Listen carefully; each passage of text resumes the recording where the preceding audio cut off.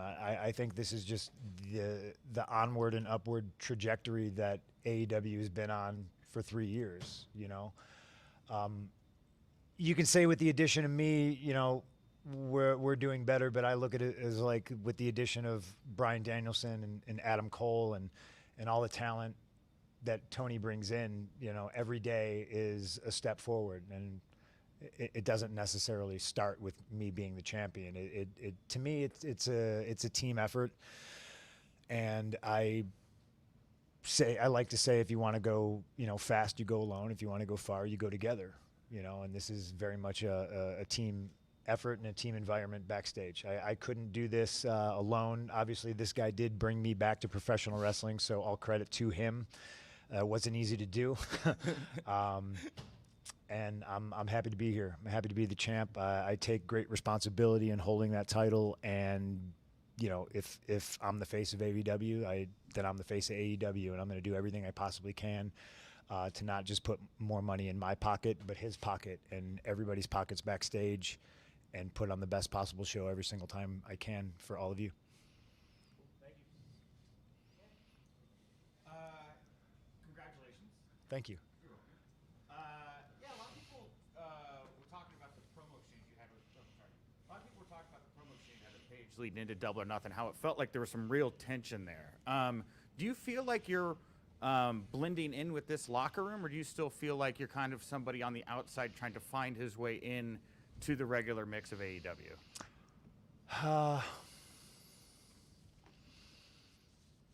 I've grown so wise in my old age that I'll do my best to be as diplomatic as I possibly can with this answer. If there's people backstage that don't like me, it's a minority. And if anybody says that nobody wants me here and nobody likes me, I like to say that nobodies don't like me and nobodies don't want me here. Run with that.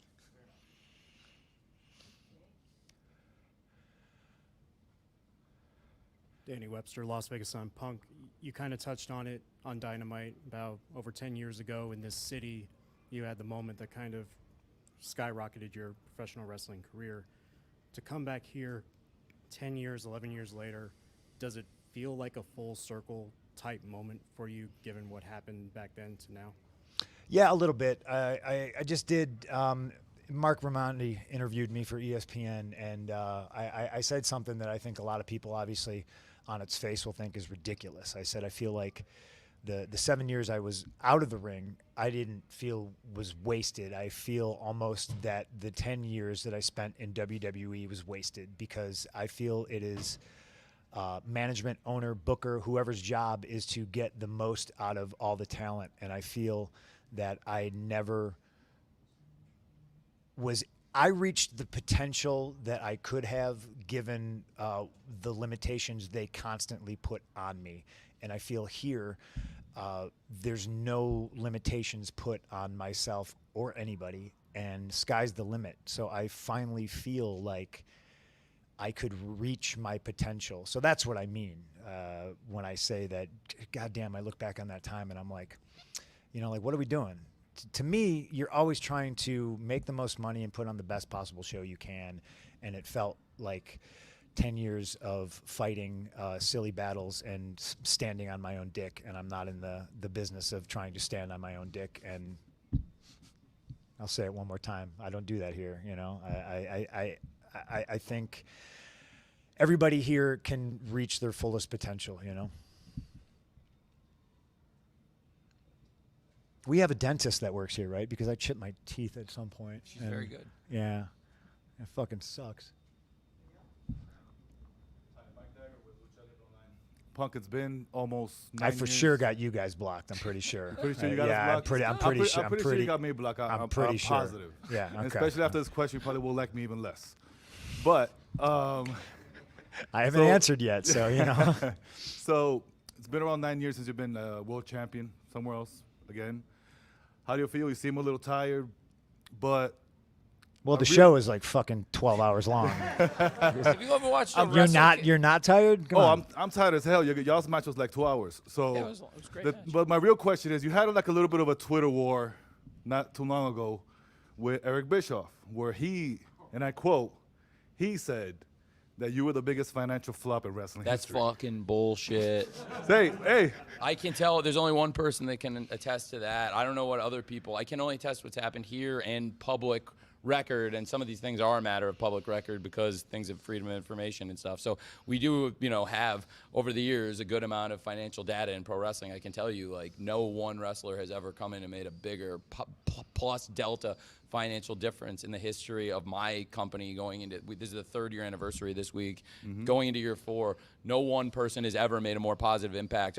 We just did a record pay-per-view buy. Every pay-per-view, he's done a 4 pay-per-view cycle now. Every one of them was the record. Whether it was All Out, where he was a huge part of the draw with Darby, and his debut, of course, is a huge thing from the first dance, the biggest Rampage draw in the history of that show. The matches, he carried the Friday Night War, which, by the way, is a matter of record in fucking court in the state of California that we won the Friday Night War. Just ask Jerry McDivitt because he fucking wrote it. Hey. And this guy won it versus Matt Sydal, who's a great wrestler. He had another goddamn great match on right, Friday I won. night. I This won. fucking guy, he fucking did the Friday Night War. He did the first dance. He's done the record Double or Nothing. He did the record All Out in his debut. He was a big part of a record Full Gear, a great match with Eddie Kingston, and he wrestled a bunch of young guys, a bunch of veterans in between there. Will Hobbs, Daniel Garcia, goddammit. And then he showed up, did the biggest program in terms of everything, TV, box ever with MJF, and then he did the goddamn main event here. He's the biggest part of financial success in the history of this company. Let's fucking go. Yeah, good answer. I will quasi-answer that. I didn't have a Twitter war with anybody. I never mentioned them by name, and I think people like that just need to die in the dark, and I don't need to speak their name and stuff like that. I'm focused on what we're doing and the positives we bring to the world. And I don't want anybody to die. but nevertheless, it is bullshit what he said. Yeah. We don't need to. Everybody's got a shitty opinion, so just let them have it. That's a shitty opinion. It's the most bullshit opinion I've ever heard. And like I said, I hope the answer I gave got backed up why he's the opposite. He's actually, for us, the biggest financial success story. And Okay, we're moving on. Thank you. All right. Thank you. It works me up. Sorry. I know. Sorry. After the match, you kind of made a joke, kind of in jest and kind of not about never doing another buckshot lariat. Yeah. I mean, did you feel like when you did that, it was like, oh my God, I made a mistake, or was it just like? Oh, I'm sure you're not going to give me 5 stars. Yeah, that's one of those fucking things. That's the only time that I've missed it since I've tried it. I did it on TV, and I just didn't hit it for whatever reason, and it sucks. But that's the fun thing about pro wrestling is I'm more comfortable when shit goes fucking sideways, and not everything needs to look perfect, in my opinion. I'll probably beat myself up about it way too much, but mistakes happen. So now going forward as champion, are there any names that you're looking forward to more than others? I mean, there's a list of 30 guys or more that we could go right through, but is there anyone that you're going like right now, whether it's whoever it is, that you're really looking forward to going against next? Oh, well, obviously we got Forbidden Door coming up. So, to me, focusing on that, I think Okada, Tanahashi, Ospreay, guys like that, I'm looking forward to stepping in the ring with. AEW talent, I always think number one with a bullet is going to be Bryan Danielson. I've never wrestled Jon Moxley. I wrestled Dean Ambrose, so that's an interesting matchup. There's still guys on my list that I've never wrestled. There's Jungle Boy, Ricky Starks. I could probably finish out my career wrestling FTR like every day for the rest of my life, and it could be different and fun every single time. Will Hobbs is another guy that I think has all the potential in the world. We got a really stacked roster. It's almost a crime that we can't do everybody justice at once, but I think we're getting there with baby steps, and I think we're learning. I think we may make mistakes, but instead of dwelling on it and punishing other people or ourselves, I think we move on and we just try to learn from things.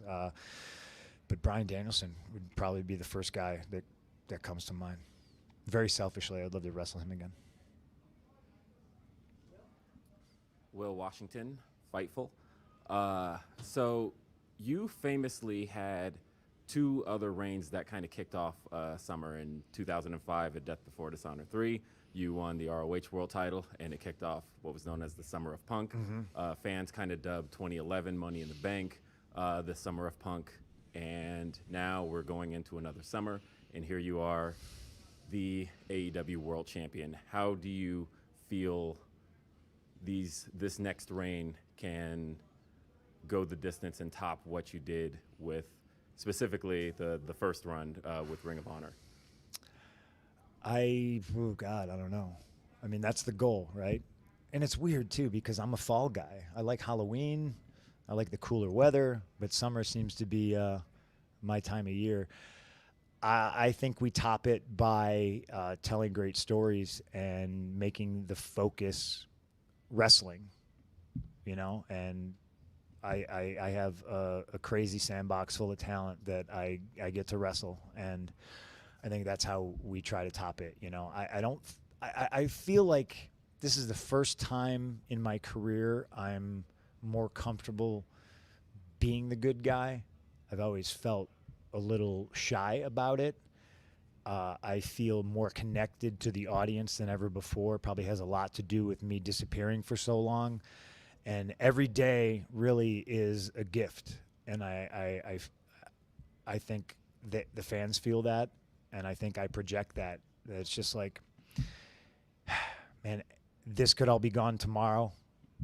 And I'm just trying to really relish every single moment I have in the ring and make everything special. That's how we make that the best summer of Punk. Just try to make every moment count.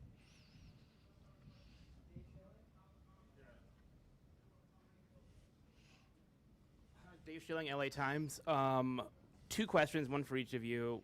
Punk, you have wrestled a lot of the best in AEW so far, and I think this is probably one of your best, at least I think from a crowd response perspective. I certainly love the match. Where do you rank this in the matches you've had so far back at AEW? Tony, you've talked a lot about how you planned out the first 4 champions pretty early in the AEW history. When did you know Punk was going to be number 5? You want to go first? Where do I rank it? I don't know.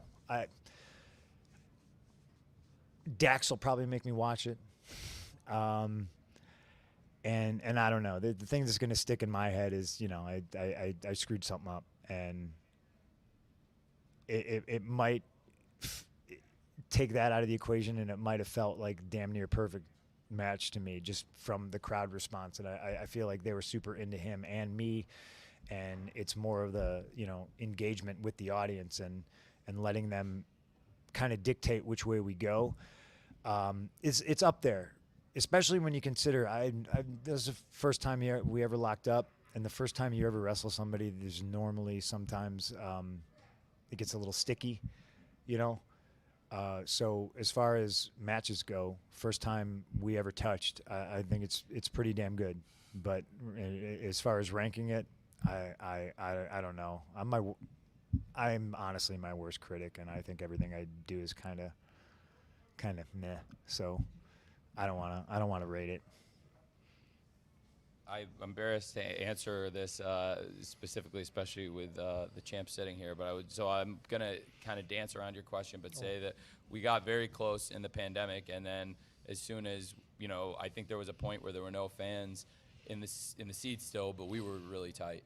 And then things came together, and the first dance lined up, and it was like this miraculous thing that the United Center was available right before All Out, right, like within a month of when we came back, about a month and a half of when we first returned to the road, and it was exactly what he wanted. And I think I knew he could do it. I knew he could do it, and what would happen. And like I always said to you guys from the beginning, this isn't some Hollywood bullshit comeback. He's here every week. Nobody works harder than CM Punk in this company, and nobody's done more for this company in the last year than CM Punk has.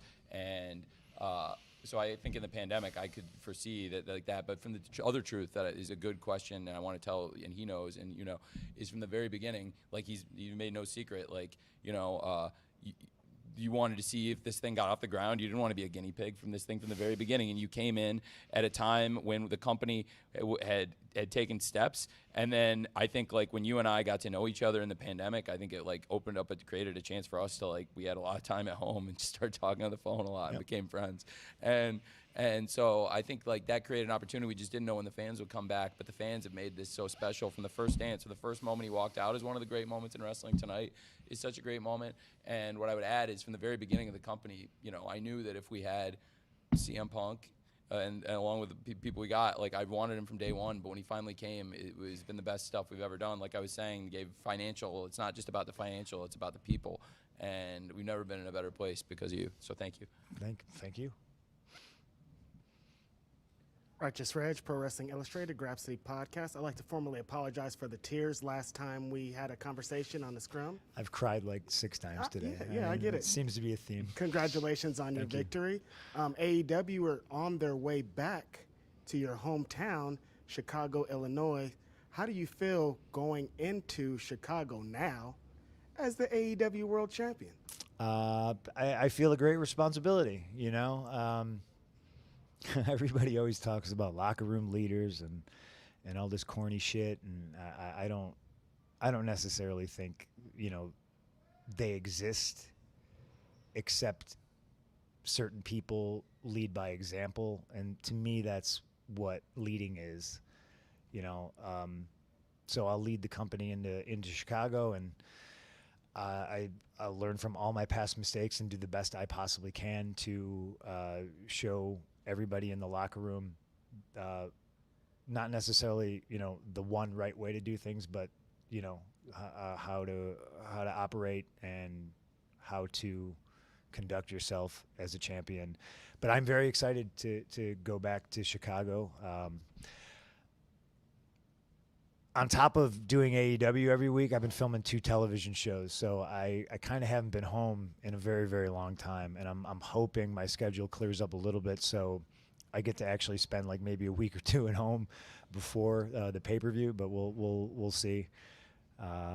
Shooting a television show in the time of COVID is actually more chaotic than pro wrestling, but I'm hoping to just keep working hard, staying healthy, and I mean, the show's already sold out, so to me, my focus is selling pay-per-views, you know, but I'm very excited to go home.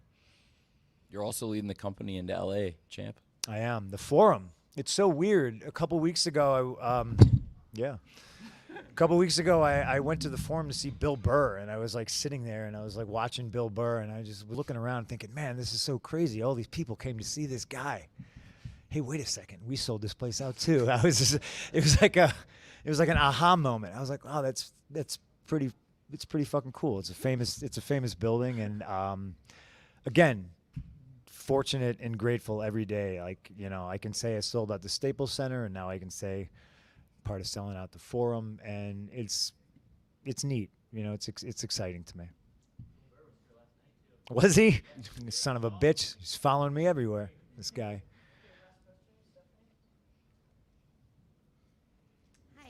Stephanie Chase from Digital Spy.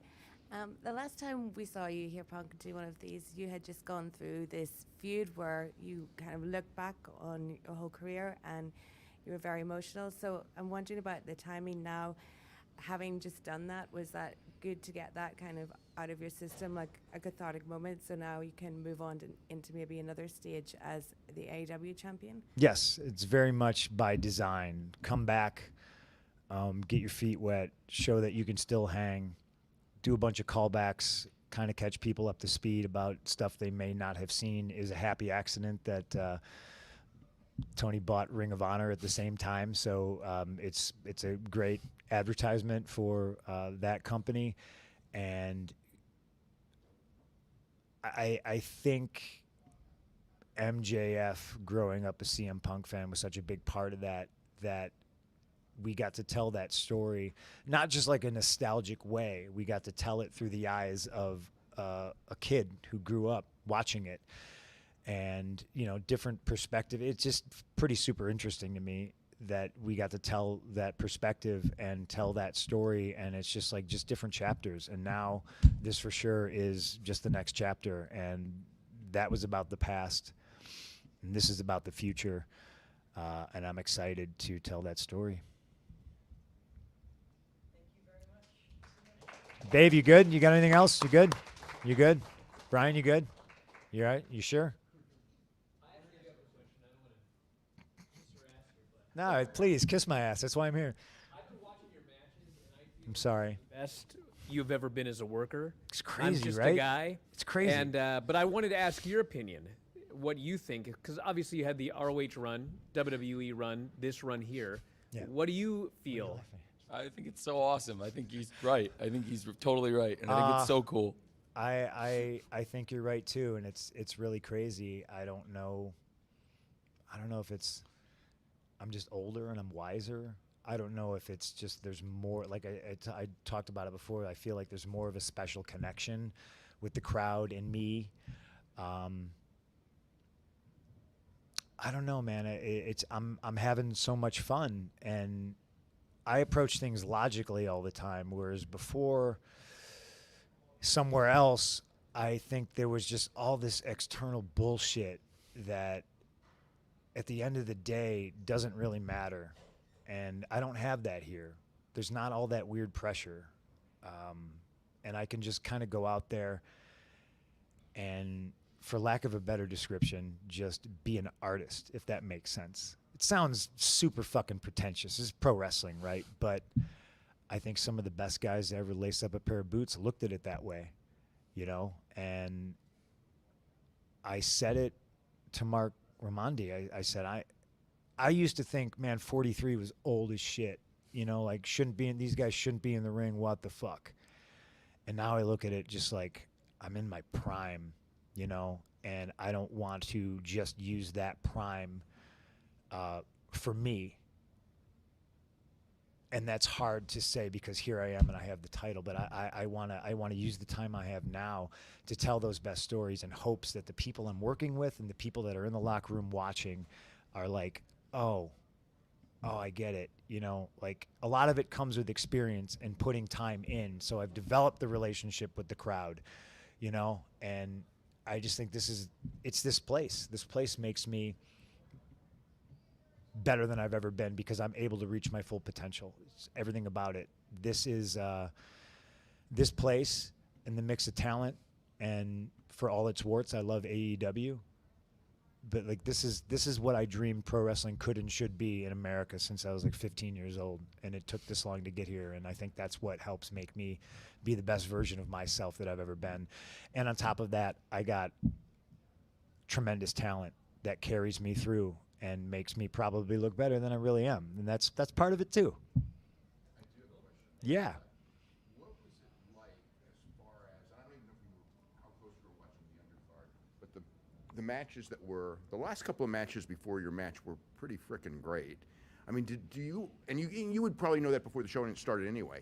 I mean, do you feel a lot of pressure because you know you're going to follow some incredible matches? Yes. I mean, does that, like, and you're on last. You've got to put on a great match because you got to equal Yes. or top what has already happened. Correct. I oddly don't feel the pressure because I think up until this point, the one match that people didn't want to follow on these pay-per-views was probably me, regardless of whether there's furniture and blood and all this other stuff. I think that's probably why I'm in the position, and I kind of relish being in the position where I think if anybody can do it, it's me. Just because I have the experience, and I can pay attention to the undercard, and I can change things based on what other people have done. You know, so we're not seeing the same things over and over again, and you're going to see repeat moves and stuff like that. But I think I can adapt more just because I have the experience better than other people can. And I know because I have that connection with the crowd. And I really think me versus Hangman was just an interesting thing, and it was kind of 50-50 for a minute. And it might be the first title match that a lot of people kind of felt could go either way.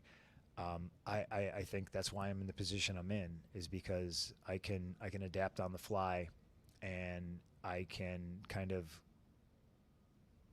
change things at the drop of a hat and make it all work and not feel that pressure, whereas maybe somebody else would like feel that pressure and maybe try to do too much or whatever. And I can just go out there and just kind of listen to the crowd and be like, okay, we got him. We don't need to go completely crazy. And a testament to the crowd too, though, because it's a long show and they see everything, and they're still up for that main event, man. We got the best crowd in the world, man. We got the best fans. Thank you guys, really appreciate it. Thank you. Appreciate every single one of you. Thank you all. Thank you very much, guys. Thank you. Thank you so much. That was awesome. That's so sick.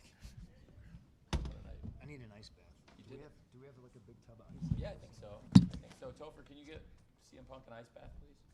Thank you, my good friend. Topher's a big part of the production. Great job, everybody.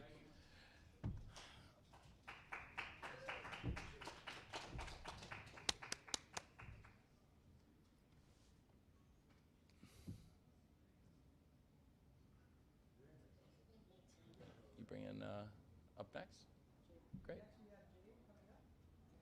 TBS champion, undefeated.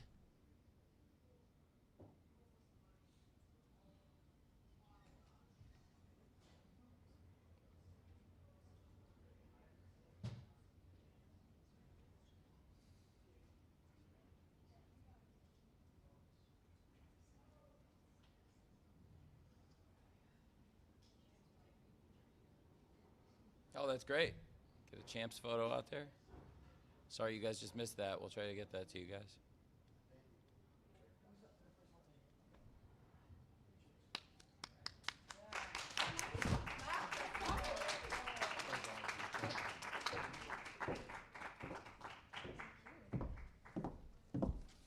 Let me put my shiny belt right here. That's perfect, champ.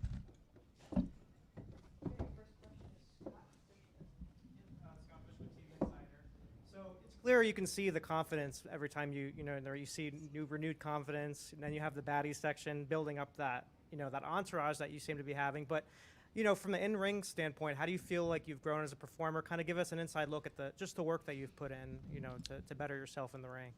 I work in a company of people who have worked indies, who've done something for 10 plus years.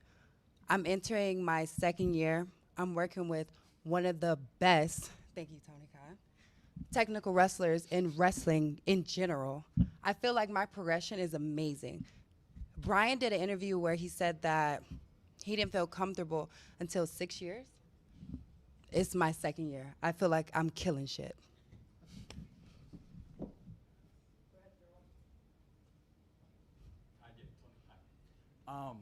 How has your life changed, being a pro wrestler, and how have you adapted to this new kind of life? So I was a previous athlete. It's not that hard, but wrestling is a whole different world in general.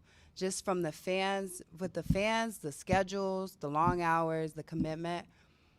It's different, and I'm still learning.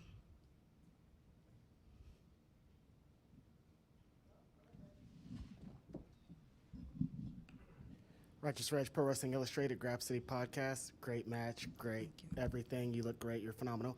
You got some new representation today. I think someone was reading my Wrestle Talk article that I put out on not pointing any fingers. Stokely Hathaway debuted tonight to represent Jade Cargill. I think it's the best pairing in the history of wrestling, possibly. How do you feel having a new representation here in Stokely? I mean, he's the best talker in the game. Who would want anything less than that? Somebody to represent a superstar that's about to just come forth in front of all you guys' eyes. I think Tony Khan made the best decision that he could ever make in this situation. If I may, I was in a very unique position, champ. So it was pretty unusual. Stokely's 90 days expired yesterday. So I have never met him or spoken to him until today, because I do things the right way with honor. So it just so happened that his 90 days expired, and I had this idea. We were lucky. I mean, there's a lot of independent wrestling and stuff going on. I think he's been around. I guess he's been around Vegas. I had never met him until today, I swear on my life. And I never had a conversation with him. I've had him in mind since 2018, actually. Since like early, I mean, I remember being way back in the day, actually with Cody, and I was saying I really liked Stokely Hathaway, and Stokely Hathaway I'm a big fan of him, and it's funny because he came in today, and with Stokely Hathaway, having had another name recently with another promotion, I'd never had this conversation with him. So today I told him, I want you to be Stokely Hathaway. I'm the owner of Ring of Honor. You have a great history in Ring of Honor. And not only did I explain, I wanted to pair him with the world's greatest network champion, the world's top undefeated pro wrestler, 2 years in with such a sparkling record, and add to the presentation that's already come so far so fast. And he, like Jade said, he's a great talker, and I'd literally never met him and spoken to him. We'd never talked or spoken until today, which is pretty cool that it worked out. Yeah, it was a great. Seriously, guys, I didn't know anything until I didn't know anything. This like was a surprise to me just as much as everybody else in this room. Trust me, I was excited just as much as you are. It made for a great moment, and I think it was a great surprise for the fans. And the timing was sometimes like we've been fortunate sometimes, and that was great timing that he expired yesterday. A lot of, hey, I think it's an obvious solution, right? Put one of the great champions in wrestling with one who's already got so much charisma, with a great talker, and they can be like Bockwinkel and Heenan. A great talker with another great talker and a great mind. So I think they could be the new Bockwinkel and Heenan. Jade, congratulations tonight, another great match. What does that title mean to you, though? Because on one hand, it's about proving yourself, but on the other hand, it's about representation, and on the other hand, it's diversity. And as you carry it, does the significance of it change as your title reign continues? So when I first got the belt, I was like, damn, like this is a lot. This is a lot. I feel like it was a weight. It's a huge weight to have a belt in general, especially for a company that's on primetime TV. But being that Tony Khan believed in me, and every time I got up there, I was like, all right, Jay, you got to freaking kill it. You got to prove these people wrong. You got to do this, that, and the third. And I'm putting in work. It means a lot to me. Every match I have, I'm like, okay, Jade, you have to show them how you're progressing, how you're getting better. Like, you have to show why you're worthy of this belt. You have to show these people who have done this for plenty of years and why all these people telling you that you're this and that, and why you're going to believe in yourself and keep pushing. It means the world to me. I love looking at this belt. I am the first. I am the finest. And I believe I'm very much deserving. I want to follow it with, I know that we don't do the A and B titles, but you feel like that's the A title. You carry it like you're the A champion in this division. I have no comment about that, but we all know. Let's just say that.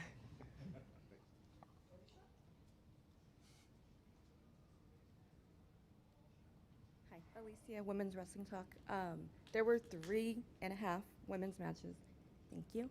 How does it feel to be growing this women's division, and we saw it show up and show out with a debut and your match, and that entrance. So how does that feel as a woman to see this grow? It feels great.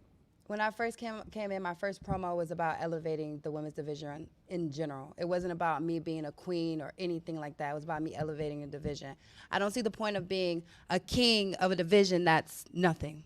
You're here to elevate a division and make it better. That's what we're here for. Women's wrestling in general needs to just progress and progress and progress and get bigger and bigger. And that's what I'm here for. I'm here for the stepping stones for the next generation that's here to come. Brian Zone with Money in the Bank champ. Money in the Bank shot? Yeah, But hey, we're not talking about that though, Tony. We're not talking. No. We're not talking about that. I'm just talking about though. money. We're just talking about money. That's but Jade, you are money. Congratulations. But as a performer, as a mother, as a wife, how do you actually take care of yourself mentally to put yourself in a good state of mind? Because you're in a dangerous line of work where you have to not only take care of yourself but your opponent. Like, what do you do to give you that happy moment or happy spot, like where you can just be like, like whether it's like a hot bath or wine, like what is it? Being that my spouse it has nothing to do with wrestling in general, that honestly helps me out. I can go home, let's just say I'm stressed out. I can be totally stressed out, but because my spouse is in a whole different world, it's easy for me to just go home and he can just say, Jay, cut the shit, sit down, breathe, relax. You're in a whole different world right now. Wrestling in general is its own bubble. And being that I have somebody who's outside of that bubble who can just like pull me away from what I'm so focused on, it's a great feeling. There's like this knot somewhere. Will Washington, Hey. Grab City. Hey, buddy. Question. So, and I guess Tony might be able to chime in if you don't have the answer on this, but when Cody Rhodes departed AEW he gave the official statement back in February, I believe it was. One of the things he said he wanted to see was the Cody Vader end up with Jade. And that became something that the internet had been asking for pretty much since then. Everybody felt like it was perfect for your entrance. And tonight, we finally saw that. So my question is, what's the new name for it now that we're done with Cody Vader? I guess I'm going to keep using it. You guys, Will, you're costing me several $1,000s a week. I just want to let you know, it adds up to like $150,000 a year. But like, it's a great show. Maybe we'll keep it. It's great. It is great. I thought I'd save $3,000 a week, Will, but you're pushing me to keep it. But tonight for the pay-per-view, I thought it was. Thank you, champ. Thank you, champ. But we can call it the money lift if we're going to call it something. That's it. The money lift. It's done. Lift, Greg, it's the money lift. I'm sorry. We'll take it out of the budget. Thank you. Thank you. Dominic D'Angelo from WrestleZone.com. Jade, thank you. Dominic D'Angelo from WrestleZone.com. Jade, I got to tell you in Pittsburgh that you're my girlfriend's favorite wrestler. She's not a wrestling fan at all. Talk about being able to kind of reach out of the wrestling realm of wrestling fans and kind of being able to connect with people. Did you kind of have that mentality going into it as a wrestler and getting into the business? And how does it feel to kind of be able to do that in a lot of ways too? Well, first, I must say, thank you, girlfriend. Second, I feel like that's what I'm here for. I want to reach a whole nother demographic that we don't have in wrestling right now. I want to be the person where the wrestling fan is watching wrestling right now, and their friend that doesn't care about wrestling at all is watching, and they're into fashion or whatever, and they're like, damn, who is that? Like, let me watch that, and they get into it, and then their friend watches and pulls them into it. Like, that's what I'm here, is to reach a different demographic that we don't have, and to be that crossover, and to reach that fashion designer, or to reach that makeup artist, or to reach that person in Croatia, or whatever it is. That's what I'm here for. I'm here to reach your girlfriend that's not into wrestling. Like, that's what I'm here for. I love fashion. I love sports in general. It's so many different levels to who I am. Cool. Just to add to your exact point and elaborate how Jade's star power crosses over, like, wherever we go. Like, so, like, AEW, we've been invited to, like, big sports teams, games, and, for example, we've gone to the Chicago Bulls, Nashville Predators, and when you walk around these big arenas with thousands of fans, for people who know wrestling, they spot wrestlers, including Jade, that they're excited about. But for people who've never seen wrestling before, when they see Jade walking around with a TBS title, people will come up and they'll say, "That's the champion of wrestling? TBS, huh?" That's pretty cool, and that's what you want. So, nice. That's huge. And I've seen it happen, and like I said, at many sporting events, all all across the country. Yeah, thank you. No problem. Thank you, girlfriend. Okay, guys, let's do two more. We're going to do right here, Denise and then Nick. Denise Salcedo, Instincts Culture. You mentioned being into fashion, and immediately that triggered something in my head where I'm like, when it comes to that, I feel like there is still so much that can be done for women's wrestlers in terms of how they're portrayed in pop culture and mainstream and all of that. So with that being said, I think you know where I'm getting at with this question is, what would you like to see in terms of how AEW helps get their female wrestlers out there to the mainstream culture and all of that? I mean, just putting us on, like, for example, I love Sports Illustrated. I want to be on the body issue so freaking bad. And I can say that because I put so much hard work into my fitness and just my regimen and just keeping myself together for you guys. Because the day that I gain like 30 pounds, I'm pretty sure I'm going to get butchered out here. So I want to see us just crossing over more to like fashion and on magazines and doing catwalks. Like, I would love to walk for Fenty. Like, that catwalk, I want to do it so bad with this beautiful, luxurious belt. It's so many things we can do. It's so many. We're powerful, strong women, and being that the Title IX, I believe, just crossed over, the soccer team, all that thing that's just happening right now, it's just going to elevate women's sports in general. Congratulations, Jade. Nick Hausman with Thank Wrestling Inc.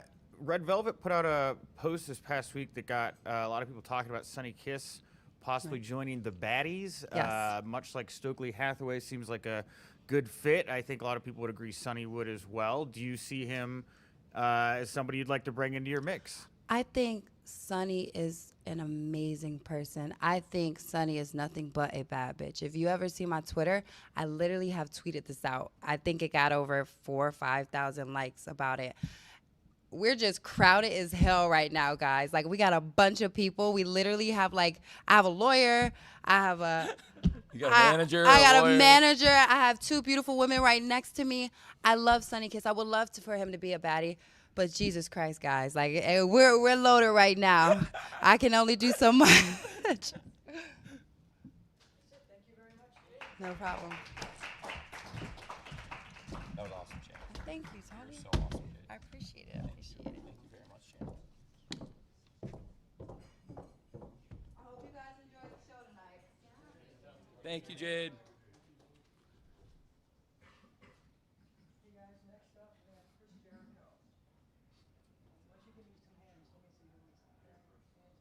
Oh man, this is gonna be fun.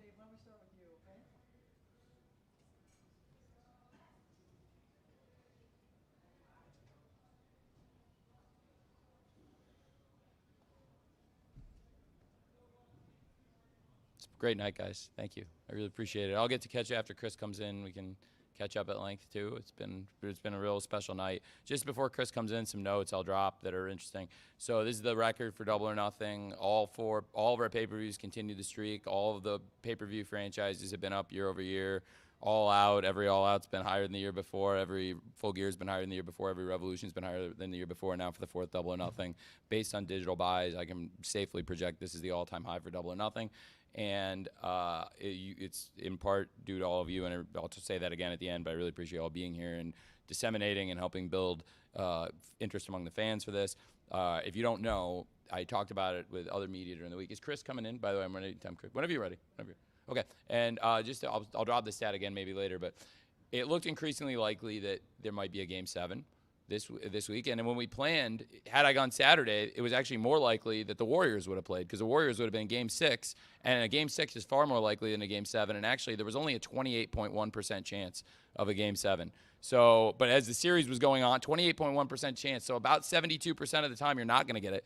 So I was playing the odds when I booked this. It looked like the Game 7 was less likely, and we've always done better on pay-per-view on Sundays, especially with a holiday week and Memorial Day. So with a 28% chance, I thought we had a pretty good chance. As the series went on, I was like, oh, gosh. So I came up with a plan that I think worked really well, and the person in here is a big part of it, because the last 3 matches were the hottest 3 matches of the night, arguably, at the end of a show, that because I pushed the buy-in to a later start.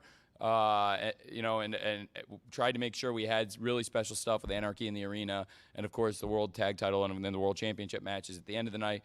We saw record buys, and we did get late buys, which was part of the strategy, because I thought people would know the game's over, and there's fans gathered at home, friends gathered, families gathered watching sports. Hey, what the heck? These matches are on, and then Anarchy in the Arena gets going. People hear it's nuts. Tell your friends. Tell your World Tag Title. You can still catch up on all the great stuff you missed. A lot of the favorite, whenever Chris comes in, I'm ready to, I can answer this later. But, a lot of my favorite pay-per-views are like 13, 14, and they're great to rewatch. Like, how many times have I watched WrestleMania 17, which is like 13 matches? How many times? Now, they're a little bit shorter. Now, some of the 12, 13-minute matches on this show, like Jericho and Regal, only went like 7:45, which I think Chris could. But anyway, I loved it. I absolutely loved it. I think people are going to watch it over and over again. It was a big success for us commercially, and I think the fans at the end proved it was the right move, holding stuff out, holding hot stuff, and commercially a success. And I heard a lot of you liked the matches a lot, and the stuff at the end got the response we were hoping for, and I think the whole show was great. Do you guys have Chris? Oh, great. Okay, great. Well, that's great. And it's very fitting. We had the champs, and then Le Champion, the first champion, coming back to where we did this for the first time. It's a different building, but it's cool to be back here. And after Chris is here, I'll stay with you guys until you get all your stuff answered and talk to you. But it's really a very special, crazy day. And like I said, I put stuff in later in the week knowing that as the series went on, it was like, okay, this is going to happen. I'm going to stack the card up. And I felt like starting later. It was about Revolution. It was probably similar bell-to-bell time, because the Revolution, the buy-in started near the top of the hour, and we went with that Layla and Statlander at a very good match. And then later, the House of Black had a good match. I mean, the Hook matches were, it would have been like if we kept the Hook match and pushed those other matches into the pay-per-view with the West Coast start. So it was actually probably a very similar bell-to-bell time from when the buy-in started. But I think it got more into the pay-per-view window. And I've talked to Dana and Hunter and the people at UFC. I mean, I think Dana runs the best business in sports pay-per-view probably history, and certainly the most consistent winner. And they put on long pay-per-views. I mean, Punk and Hangman went into the ring far earlier than any UFC main event or big boxing main event in this town. And I was here not here. I was in the MGM Grand 10 years ago when Pacquiao and Bradley fought. And they smartly held back because, and think about it. Look, like, it's no secret to the sponsor of the show. The title sponsor is DraftKings. And we advertised that people had action, and I think they saw the most of any of the matches we've promoted through them. And for them, it was good, too, to have, like, people get out of the Heat Celtics game and then be able to go back because the title sponsored the company that's, like, the biggest sponsor we have right now. And they happen to work with UFC and other big companies. With what they've done, I think it made sense to get out of the Heat Celtics game for them. And speaking of a guy that ended this with the hottest last 3 matches I think we've ever done on any pay-per-view and was a huge part of why this was a huge night and one of the best things we've ever done. He's been big from the beginning. Did you speed up? Great. Hey, guys. Thank you. Thanks. Oh, hey, Dave. What's up, man? Not too much. So, the match. This is Tokyo, maybe, right? What? Tokyo Dome, maybe was the last time I saw you, 2020. The last time we would have been Tokyo, yeah. Before the world went nuts. Yeah, right Yes. before. Yeah. So, what was it like? I mean, you had 10 people. I mean, and that match was just insane.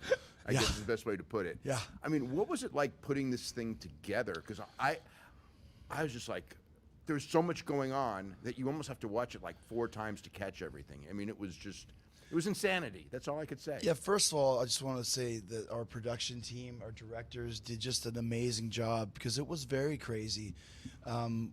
We had done the Stadium Stampede the last 2 years, obviously, and it was because it was a product of its time. I just watched the first Stadium Stampede with Matt Hardy for his podcast just a couple days ago. It still holds up. It's such a great spectacle, especially when none of us really knew what was going on. We had to record the whole thing in an empty stadium, obviously. Then last year was kind of a combination of the Stadium Stampede and then a live, the finish was in the live arena. So when we were talking about what are we going to do this time, we thought about a couple different things, a couple different names, and then we just said, let's make it kind of a Stadium Stampede, but in the live arena. I was standing in the back. We were standing in the back in the arena, and literally I said, like, Arena Anarchy. And I was like, oh, shit. Anarchy Well, then in the you ended arena. up going to Anarchy in the Arena. It was better, but it was just like we were looking. It was a great choice. Yeah, we wanted to do something with that spirit, but transpose it into the live arena. Now, a street fight is a street fight, but we said, let's just go completely over the top, and also keeping in mind that we have 10 people and only so many cameras, and we got to keep it where the fans can kind of still see what's going on. So we came here on Thursday and just started talking about it, and that's when I started thinking, like, okay, this is going to be really cool. And then being out there and feeling it, I think people really enjoyed it, and I think where Tony placed it in the show was very smart because it was the right place to kind of kickstart the last third of the whole show. Sure, one more. Because of the way this match went and everything like this, do you think this can be like one of your company signature matches, like where you do it once a year or every 18 months, or something you go back to as like kind of one of your regular? I think it's a more sustainable solution than Stadium Stampede. Yeah. I think Chris is the master of reinvention, and I think once again putting heads together and with Chris's great mind, we reinvented and did something, and now we have Anarchy in the Arena, and we were very proud of Stadium Stampede. But we said we were originally thinking maybe we should call it that, but it's a new version of it. But then we said that was a product of its time. Maybe we'll revisit it, but now we can do an Anarchy in the Arena whenever the time is right, no matter what time of the year it is. Thank you. My favorite part of the match is the song playing through most of the match. Whose idea was this? And then whose idea was to kill it? So I think when we were talking about it originally, we were kind of hearkening back to New Jack when his music would play throughout his matches, which kind of took away the fact that there was just basically plunder and just garbage going on, but the music added some excitement to it. So we thought, okay, so if we can play the music for the first third of the match, that will kind of sustain it to where people see it's just kind of basic well, not thinking it was basic, but just kind of like until we get to some of these bigger moments, I think because no one's ever done that here in AEW or anywhere since then, it's kind of it kind of makes it seem different. It makes it different. And then I thought, well, this is great, and I'll be the the party pooper who hates this song, and let's break the soundboard. So let's put a soundboard thing up there, and we'll break it. And that was my favorite part too. Like as soon as we hit the ground, it goes off, and like I was telling Tony, I was like, I love wrestling. I still love wrestling for moments like this. Yes, it's comic, but it's like the asshole heel just hates music. And it's like, I'm going to smash this soundboard and finally cut it off. And then that kind of enabled us to go to the next stage of the match. So it was kind of half of a cue, half of a really kind of opening kind of salvo of just chaos, and then gives me a cool moment of being like the curmudgeon who just hates rock and roll music. Turn it off. Chris, you've obviously wrestled in this city for many years, dating back to WCW. Coming back after 2 years away, not having Double or Nothing here, and to come back where it all started, I guess, how good was it to have Las Vegas back as a wrestling town and seeing the revival of Yeah, Las Vegas has been a great wrestling town for me and all the companies that I worked for, but especially for us here. I mean, this is where it all started for us. You know, it really did. And I think Chicago and Las Vegas are the two cities that are really synonymous with AEW as far as kind of some of our foundation shows, the tentpole shows. So to come back, and like I said, we did a great job during the lockdown of keeping the lights on, creating new historic Stadium Stampede, but to be back in the crowd, and it's not the MGM Grand anymore. This is the T-Mobile, and this is a big room, man. And when we came in here the other day and there was nothing in here, it was just one big giant empty room, and it was like, this is a big place. So it was, once again, like it shows we were really hot before all the stuff went down, and now we're really hot after everything has gotten better. And I think that's a testament to the work that we all put in keeping the ball rolling. And so now that we can have a full T-Mobile Arena and deliver the show like we did tonight, it puts us kind of right back to where we were in January of 2020. And you remember when we got cut off, it was like 2 weeks before we were going into New York, New Jersey. That's finally, right, for Blood and Guts. Going to Prudential Center, and Yeah. everything changed. And now we built, not only did we get to do that, but then it worked out so well that when we finally did go to Prudential Center, then we also a week later got to build another franchise tentpole show with Grand Slam, which is our tentpole TV there, and build the New York market out, which I think is obviously in the world of sports and wrestling is so important to all, as we know. And here in Las Vegas, Chicago, New York, and now finally opening up LA with you going back to the Forum, which is pretty cool. That's gonna be great too. I mean, all these big shows on this side of the country, we're very, very excited about. It's been a long time coming. Chris, great job tonight. Brian's own Money in the Bank shot. Through the last couple of months, you've obviously gone through a physical transformation, and I have not seen you speak on this publicly on what you've been doing on your diet. Because, dude, you're 50 and you look great. What are you doing? Yeah, it just was a combination of a bunch of different things, and I just started really kind of changing my diet around for for a little bit for some health reasons that I had that I'll explain at some point. But once I lost 10 pounds and it wasn't really that hard, I said, well, maybe I'll just keep on this diet. And then it just became a way of life, and it's tied in so perfectly with, like Tony mentioned, reinventing myself. It was just when we started doing the Jericho Appreciation Society, and then I lose a bunch of weight, and it just kind of all fit in. It was it really was inspiring to that's the hardest thing whenever you have to break some kind of a bad habit or eating habit or whatever, when you feel a little bit of inspiration. And then it tied into what I was doing on screen, and Tony was very much behind it. It just all fit. It was the next, every time I reinvent, it's not, I don't write it down. I wish I could say that I just write these things down and it's all coming to plan. None of this was ever supposed to happen, ever, except for I had some health issues in December. Then as soon as I was fine, Eddie Kingston broke his orbital bone, and they were like, what the fuck are we going to do? This is the match that's never going to happen, except for now it created the whole Jericho Appreciation Society, the Blackpool Combat Club. All of the stuff that we're doing was very organic, and it just is. I keep saying it. It's writing itself. The story is writing itself, and that was a big part of it. Hi, Chris. I have to highlight 3 guys, 2.0 and Danny Garcia. What did you see in these guys? And How did you guys work on these three guys to get in such a great match as tonight?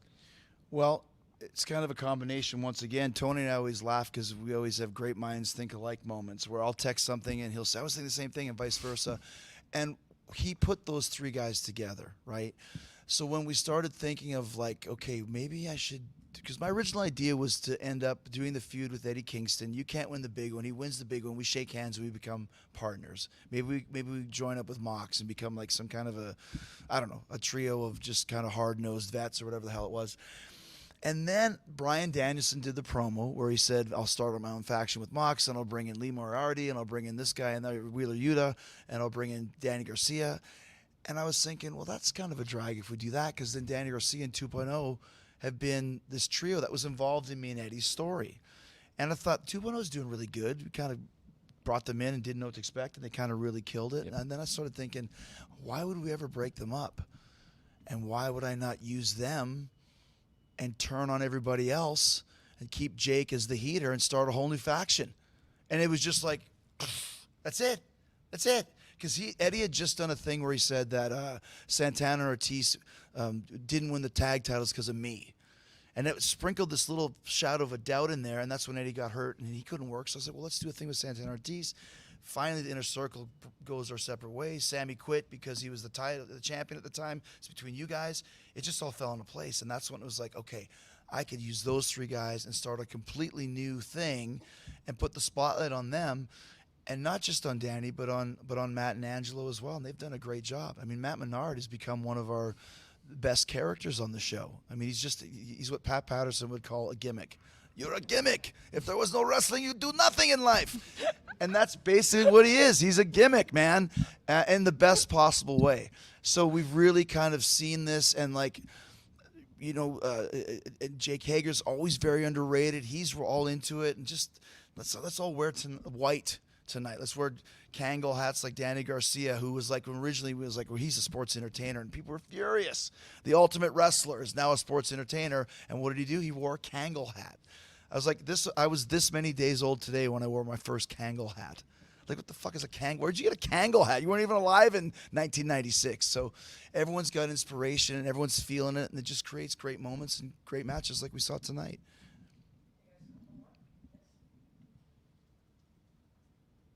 Brian Alvarez. Yes. Hey, buddy. I'm intrigued at your ability to get things over that you've done throughout your career. And I've noticed that, like, Bryan Danielson will come up with an idea of something that he wants to get over. Like he saw the Yes thing from... right. Yes. But it seems to me that you will do something, and then you will see that there's an ability to get that over. Like when the belt got stolen, you did the promo in the hot tub, and you mentioned the bubbly. I don't think that you, at the time, and you can correct me. No, there was no bubbly, yeah. Yeah, I don't think you had the idea that I'm going to get over this phrase, the bubbly. Right. But you saw that it got over, and then you went with it. So how would you... I just kind of want to know the way that your mind works. Would you say that the majority of the things that you get over, the list, the bubbly, I mean, you can go throughout your career, were these things that I'm going to get this list over, I'm going to get this bubbly over? Like, is it kind of like a Danielson thing where you have this idea of something you want to get over, or are most of your ideas something happens and you just think, man, I can go with this? I think one thing that I'm pretty good at is just reading the room. Because I've had a lot of things like where like I thought like GFY, that's a good one, and then the same night Mox came out and literally said go fuck yourself, and it's like, well, that one's done. But no one was really getting into it. You're kind of swimming upstream. But for example, like the Wizard, for example, all it was throwing the fireball. I'm a wizard, and I start seeing people like, okay, they're making gifs of Chris Jericho with a Gandalf. Chris Jericho's face on Gandalf, or like all these cartoons or Dragon Ball Z, and it's like, oh, this is interesting. They like this wizard. So then I say it a couple more times. I can do what I want because I'm a wizard. And little kids now, they're posting videos. Oh, what are you? I'm a wizard. Oh, now we have something. So that's why we did the fireball last week, just on the random backstage guy, because you don't have to do it much, but just doing it a second time, now it's Chris Jericho's. I'm a wizard. My dad said, how did you do that fireball? I said, I'm a wizard. I'm a wizard, Dad. He's like, well, dude, do you want one? It's in my hands. So that's kind of what you just read the room. and kind of see, like, people don't bring signs anymore. You notice that? Yeah. I noticed that a couple of weeks ago. Nobody brings, back in the day, signs everywhere. That's how you could tell. Jimmy Hart would always say, you can't make people write signs. You know why? You know what's hard? Why? You can't hold your sign in your phone. Good call. Same time. That's a good point. Good point. Everyone's always got their phone in So their you hand. used to be able to read the signs, and now what you do is read social media, and you see kind of what's moving and what's shaking, and then, you know, we maybe put out a T-shirt, see how it does. Oh, it's the #1 seller of the week. Okay, now we have something. So I think it's basically just reading the climate of the room and kind of hearing what people do, and just that I'm pretty good at that. And instinct is good as well. A lot of, 32 years of doing this, I have a real kind of good feel as to what people are into or what they might be into. And most of the time I'm right. Not all the time, but most of the time I'm right. Even Jericho Appreciation Society, when I told Tony that one, he bid on it right away. And I was like, dude, he was like, this is great. And I was like, when I first said that, huge outrage. Jericho Appreciation, that's terrible. It's terrible. I was like, okay, stop. I'm in charge. You should have called it Inner Circle 2.0. Right? No. That's terrible. And then here we are now, Jericho And the sports Appreciation entertainment. And the sports entertainment. I leaned into sports entertainment as soon as you said it. one. Oh, what a genius. What a genius. And it leaned so perfect into Bryan Danielson, Mox. Well, that was another thing, too. I'm sorry, I know you guys have great. been here a long time. No, it's great. But, They love so it. we were in Bridgeport, and Eddie Kingston and I had a face-to-face promo. And he was great because he came in there and said, you know, I don't even know why I'm here. I don't want to talk. This is pro wrestling. You want sports entertainment? Go down the road. Huge reaction. Oh, that's interesting. They don't like sports entertaining. They don't like sports entertainer. Call my trademark guy. Let me ask you a weird question. Is sports entertainer trademarked? Nope. Is now. So that's kind of why I was like, it's perfect. And then, like he just said, with the Blackpool Combat Club, and then suddenly they're connected because of Eddie and Mox, and none of you guys saw it coming, which made me laugh so hard. All the smart minds in the room, nobody saw this. It's 5-on-3. It's 5-on-3. Okay, it's getting old. These guys got to do something. Blackpool Combat Club. Oh, it's getting old. They got to do something. You never saw the connection that it was coming to a head? We came up with that 3 months prior. But it's like I said, it all connects. Everybody connects. So pro wrestlers versus sports entertainers. There you go.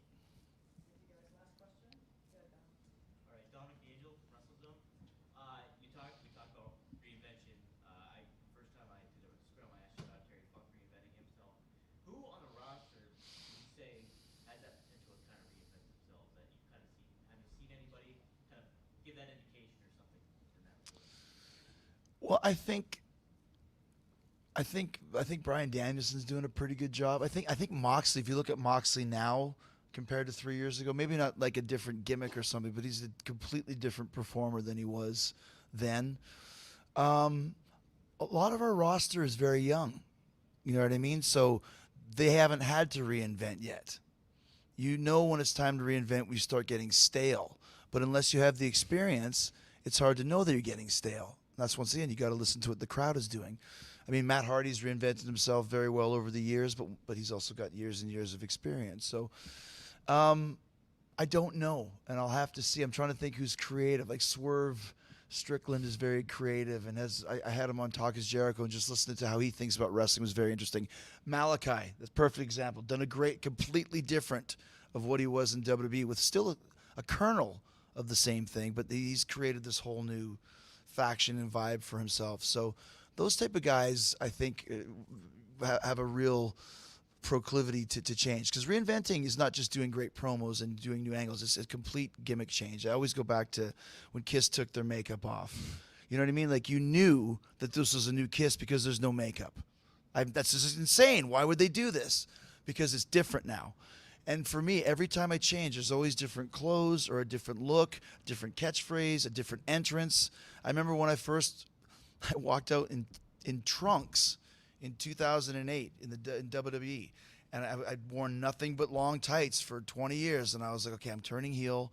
I want to get rid of Y2J, get rid of the countdown, and switch from long tights to trunks. And I walked out, and the first guy I saw was Bruce Pritchard. Said, "You've got great legs. Why have you been hiding them?" And I was like, oh, great. And I walked 3 feet down the hall. I see Dean Malenko. He goes, "You look ridiculous. Why would you wear those?" If I had seen Dean first, I would have went back into the locker room and would have put my long pants back on. But because I saw Bruce, I was like, okay, this works. Same with Painmaker. The first time I wore that makeup, the only place you could walk into a dressing room and no one would bat an eye is in Japan, because they love weird shit there. I remember walking out and no one even said a word. I went to talk to Naito, and he didn't even look. And you go, "Nice paint." He just said, it was like no No one's even commenting on this. This is great. I'm going to do this and continue on as the Painmaker in New Japan. So, like I said, you just have to know and have instinct and be completely confident and not be afraid of what anybody says, as long as you see Bruce first and Dean second. Thank you, Chris. Thank you, guys. Appreciate that. If I may, I don't know, Revolution, Chris knows this, and I may have even mentioned this to different people here. I thought the last pay-per-view we had, Revolution, before this was one of our best, and I thought Chris's match with Eddie is one of the best matches we've had, and for both men, and then I was like, how are they going to come back and follow up on Revolution tonight and something completely different, completely unforgettable, and somehow you did it. So thank you once again. And I just want to say one last thing, too. I'm really happy for CM Punk being our new champion. What a story, 7 years away, and now he's the champ again. So I think that was a perfect way to put an exclamation point on a great pay-per-view. Thank you, man. All right. Thank you, guys. Good seeing you. Thank you for that.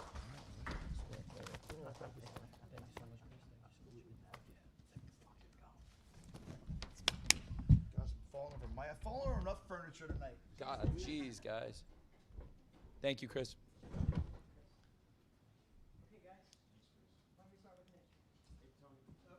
Well, you want me to move to the middle? Yeah, I'll do that. I was trying to stay out of the spotlight, center stage, if I may. Just pour a glass of water. I'll stay with you guys for a while here. Thank you, Will. Tony, Nick Hausman with Wrestling Inc. Yeah, Nick, what's up, buddy?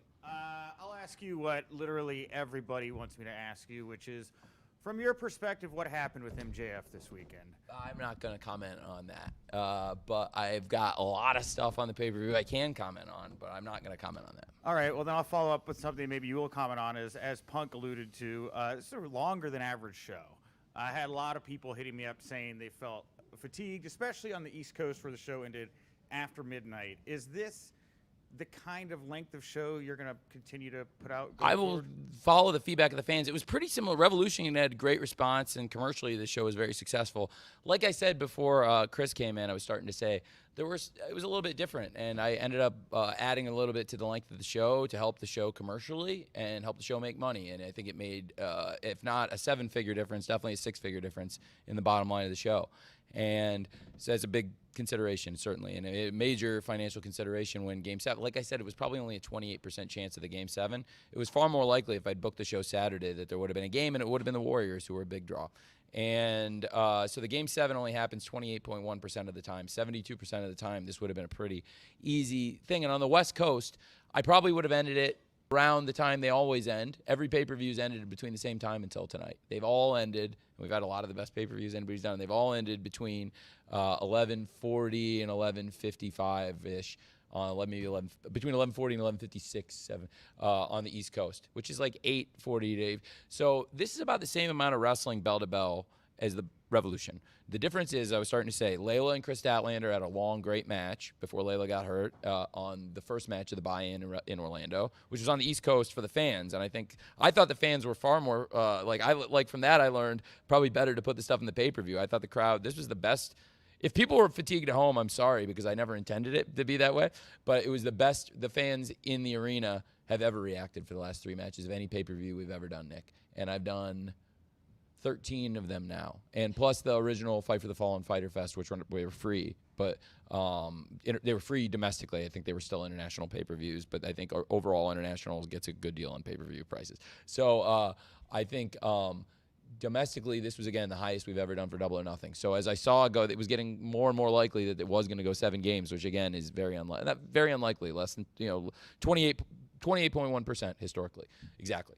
And so as it was tied 2-2. I'm watching. Obviously, we did really well. If anybody followed the Wednesday ratings, I was really happy with the go-home show in terms of the quality of the wrestling. I thought the wrestling was excellent. I really loved the Samoa Joe versus Kyle O'Reilly main event and the 3-way match with Swerve getting the win, probably his biggest win to date. And a big match on Dynamite with Jungle Boy and Ricky Starks. And I thought that it was very clear the basketball game with those guys had a big impact on the rating, because we were over 1 million for the first hour. P2 and about over 475 for the first hour. Then it was like, I don't know, 880 in the second hour. It was over 1 million in the first, so it was a huge drop, but because of the basketball. But still, overall, the show did a really good number. It was up week over week, and a .35 is a huge number to pull with what we were up against. We were a top 10 show on television right now, not cable, a top 10 show on all of television. Dynamite, with the competition it was up against, I mean, everyone was up against that competition, and it did really well for Warner Brothers Discovery, which had like 6 of the top 10 shows on Wednesday. And I'm sorry, that's not true. ESPN had big coverage too. I think Warner Brothers Discovery had 4 of the top 10 shows. ESPN also did well. We beat every show on ABC, every show on Fox, every show on CBS except Survivor. And NBC has that power block with the Chicago shows, the Chicago Med and the Chicago PD and the Chicago Fire. Those did real well. We were top 10 on all of television, beating broadcast TV now. That's a huge deal for us. And that was against big sports competition. So there was clear, though, from seeing the way the first hour moved, that like it's going to swing our fans. I see evidence that we had, by putting the hot 3 matches on at the end, a lot of interest in the show, and it drove. Not only were they the hottest, like I said before, not to belabor it, the hottest the crowd's ever been for the last 3 matches of any pay-per-view we've ever done. So I felt really good about that. People at home, I mean, look, I've had dinner with Dana out here. I think I may have noted to people while I was out here, and with my dad, and we were talking about it. It's a great business strategy for them too. Punk and Hangman went into the ring before any UFC main event you'll ever see, and they do pretty well. They do great numbers. They're the biggest pay-per-view company in the world, and they do a great job. They have similar number of fights as we did matches, actually more. You'll see like 15 prelims, like 15 matches on a UFC card. Why? For a lot of reasons. They've a lot of fighters that people are interested in. It drives engagement. It drives betting. It gives people more time to buy the show, builds more word of mouth for a main event. And hey, on a Saturday, guess what? Like, it's no secret I'm in the football business. I, for my career, have to watch football on Saturdays. So are you trying to move in kind of a UFC-style direction? Are you trying to kind of... No, like I said, I'll see what the feedback to this was. This was a unique circumstance. I was flexible with a window. It's a good chance that we would have ended it at the same time we always do. If I hadn't had to add to the card to make sure there was a whole, almost like, look, the whole pay-per-view was great. But it was one more match than Revolution, bell to start to finish, if you had the buy-in. There were 12 matches on the Revolution. There were 13 matches tonight, including the buy-in. There were 12. It was 9 plus 3 on Revolution. It was 12 plus 1 tonight. So it was one more. Bell to bell, it might have been, I think it was very similar start to finish in terms of the action. And it was on the West Coast, which I think makes it make more sense. So like I said, for these people in Vegas who come to the fights, and also people from all over the world, but in Vegas, in this building, they never see a world title fight before we got to the match. And they start earlier with more fights. I'm not saying look, if a UFC model is a very successful model, we're obviously totally different sports. But I have a ton of respect for what they do on pay-per-view, and that's why one of the reasons why I've loved to not they're the 800-pound gorilla of this business, and I stay out of their way. And also, Dana's my friend, and he's been so cool to me. So, like, I take great pride in their success, and also, like, being here in their home building, in their hometown. And, like, this is his territory. So I wanted to see him with my dad and hang out with him while I was here. But, like, he was telling me it was worked great for their business, too. I was telling him, I bet now, because Game 7 was looking very – it was Thursday night we had dinner, so I didn't know there was Game 6 hadn't been played yet. But I was telling him, I was like, and, they have these things all the time. They have big sporting events on Saturday nights. College football's huge. And, same as me, they're rooting against the game going to overtime. And tonight, I think it was a 4-point game. So we had, Shivani push when the game ended, not saying about the basketball exactly, but saying, like, hey, there's people at home, if you haven't been watching, this has been a great pay-per-view, which there's been a lot of great stuff already, and there's so much left to go. And when Anarchy in the Arena was going off and the crowd was the hottest they had been at the entire point of the night, and the basketball game's over, that's a good ad for people to, like, hey, you might want to, like, flip this on. There's a lot of people watching with their families or with their friends. Gatherings now are back. People are hanging out in their homes more. So it's a great reason, hey, the game's over. If you get one wrestling, I've been that wrestling fan, right? I've been that fan at, like, watching hey, was the Royal Rumble 2003 on during the football championship games? It was, right? Anybody? Yeah. I'm pretty sure it was. I remember watching the matches, like the Kurt Angle match, and I'm pretty sure the football games were on that night. And that's like literally the second and third highest watched TV shows of the entire year after the Super Bowl. So I was in that game. We were in the Jaguars were actually the number 2 show of the year in that year. Second most watched show of the year. So, like, look, like, I thought it came out incredibly well. I'm sorry for the long-winded answer, but it was a crazy week for many reasons and for the length of the show. It was shorter than WrestleMania 31, I believe, which is a great show other than the Sting stuff, I think, is one of their best shows. And so besides that part is a great show, and it was significantly longer than what we did tonight, especially with the stuff at the beginning. He's pointing and nodding. It was. January 9th, it was the same day. Yeah, they were up against, so I remember watching the champion, which is obviously a big part of my life now, 2003 Royal Rumble. So, like, a lot of big events that happens, but we actually fought through. This is a big win. We did our record gate. We did the record for Double or Nothing, again, every time. and it was a big success. And for the crowd, that's why I put those 3 matches at the end, knowing that the crowd would be the hottest they've been. And we got the hottest crowd. I think for people at home, look, like that was one of the things Dana said that really got through to me, is like, if what you're doing is working, keep doing it, and like ignore like some of the noise if it's working, because like you're gonna get people that don't like what you're doing no matter how well it's doing. And I think, look, that being said, I don't plan to always go this late. I think it was a unique circumstance, but I left us the flexibility. We could have ended like we have every other time, by 11:40 to 11:58 on the West Coast, which would have been 8:40, and it would have been about 40 minutes earlier than we actually did end. But I added about 40 minutes into the show, and like I said, I think it paid off at a tune of 6 to 7 figures. Thanks. Will Washington. Hey, Will. Fightful and Grapsity. How you doing, Tony? Great, Will. Thanks. How are you? Pretty good. Great. Actually, don't really have much of a voice 'cause I've been doing a lot of screaming. So You've had a big week. Yeah, I have. Really big. Holy crap. Well, you've been traveling. And I know. I have been back and forth. you went back and forth? I've been back and forth. You got to see your cousin win a high-profile match on television? Yes, that was great. That was the whole reason I came. So, speaking of which, I've been to a lot of AEW shows. I'm pretty sure this is like my 13th. And one of the things I have noticed is I pay attention to the crowds. And this crowd in particular, for all of the pay-per-views I've been at, was the hottest I had ever seen it in the final stretch, especially once the Arena I warned the guys. That was the one thing I said might happen, is somebody would do what you just did. But Anarchy in the Arena. Anarchy in the Arena, right? We've used Anarchy twice. Okay. Yep. So with that said, this was only the second pay-per-view that AEW's ever had in the Pacific time zone. So knowing that going forward, do you see, or is this a better question for Raphael? Well, no, Raphael and I literally talk every day about the booking. So it's a question for the two of us. We're the ones that do it. So do you foresee, especially with talking about the length of these pay-per-views and how, that you were talking about how you were comfortable going along with this one, do you foresee doing more shows, specifically pay-per-views, out closer to the West? I do think if the competition was right, I would maybe have had, the buy-in, maybe the length, one match less on the night, maybe one more on the buy-in, maybe two less on the pay-per-view, change things. I could have moved things around had, things not gone this way with the timing. But it is nice to have the flexibility. Also, we just want to service the fans all across the country. I think we've been all over and done pay-per-views all over the country. I think there's a lot of great places to do pay-per-views on the West Coast. We're just now bringing the TV to LA this week, which is obviously a good thing for me to plug and talk about now with Dynamite for the first time and Rampage coming to California. And I think now that we're finally doing Dynamite and Rampage out on the West Coast also, and of course Double or Nothing bringing it back here, which I think now, like I said on Wednesday and Friday, I didn't spend any time with I wasn't planning to go out at all. Martha asked me to go out with her, Dr. Martha Hart. I was not planning to go out. She asked me. I wouldn't have taken up. I told her it's her moment, and that's why I got the heck out of there after I did walk her out as she asked, and then I thought she was doing great, and she was out there with two great ones, and but I wasn't expecting to go out at all. But I had said on Wednesday and Friday, Double or Nothing staying in Vegas forever, and I think they showed why. It's great to be back, and there's great markets on the West Coast and the Mountain Time Zone too, as you know, as a Mountain Time Zone guy from Denver. So there's. Yeah, and that was one of the last Dynamites before the pandemic shutdown. It was the second to last show. It was actually the show after our best pay-per-view at that point, probably to date, was Revolution 2020.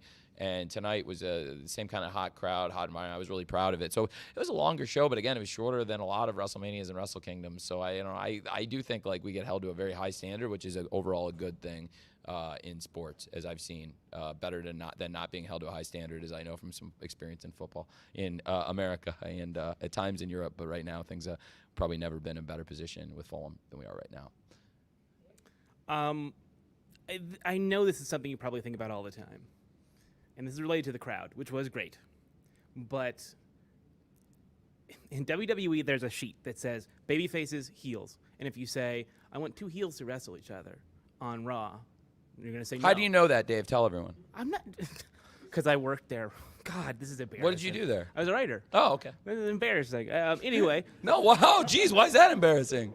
Hey man, I'm not trying to be a dick. I'm not trying to be a dick. Working in wrestling is a great thing, and that's a great place to work in wrestling. So. Sure, yes, it's great. But the question is, Tony,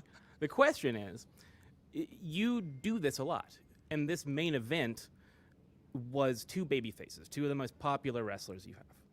And were you ever worried that when they went out there would be maybe not good tension, but like negative, like weird, like, oh, this person, maybe this is not good for them and their character going forward? You ever feel like that conflict, that special tension that you need in a wrestling match isn't there if you have two people that are kind of the same alignment, the same? They're very different wrestlers, right? And they have very different backgrounds and have had very different paths to get here. So I thought that even though neither one of them is like a traditional rule-breaking wrestler, you know, there, a lot of times they say styles make fights. I thought they would have a great match, and I also thought, look, the sanctity of the championship is very important. Like, we've had 4 champions until tonight. Now we have our 5th champion, and every one of them is somebody the company can hang their hat on as a face of the company, and that includes Hangman, who was excellent. And look at all the great matches. And I know I said this to a bunch of you in the build-up too, and in interviews, but what a great champion Hangman has been for the company.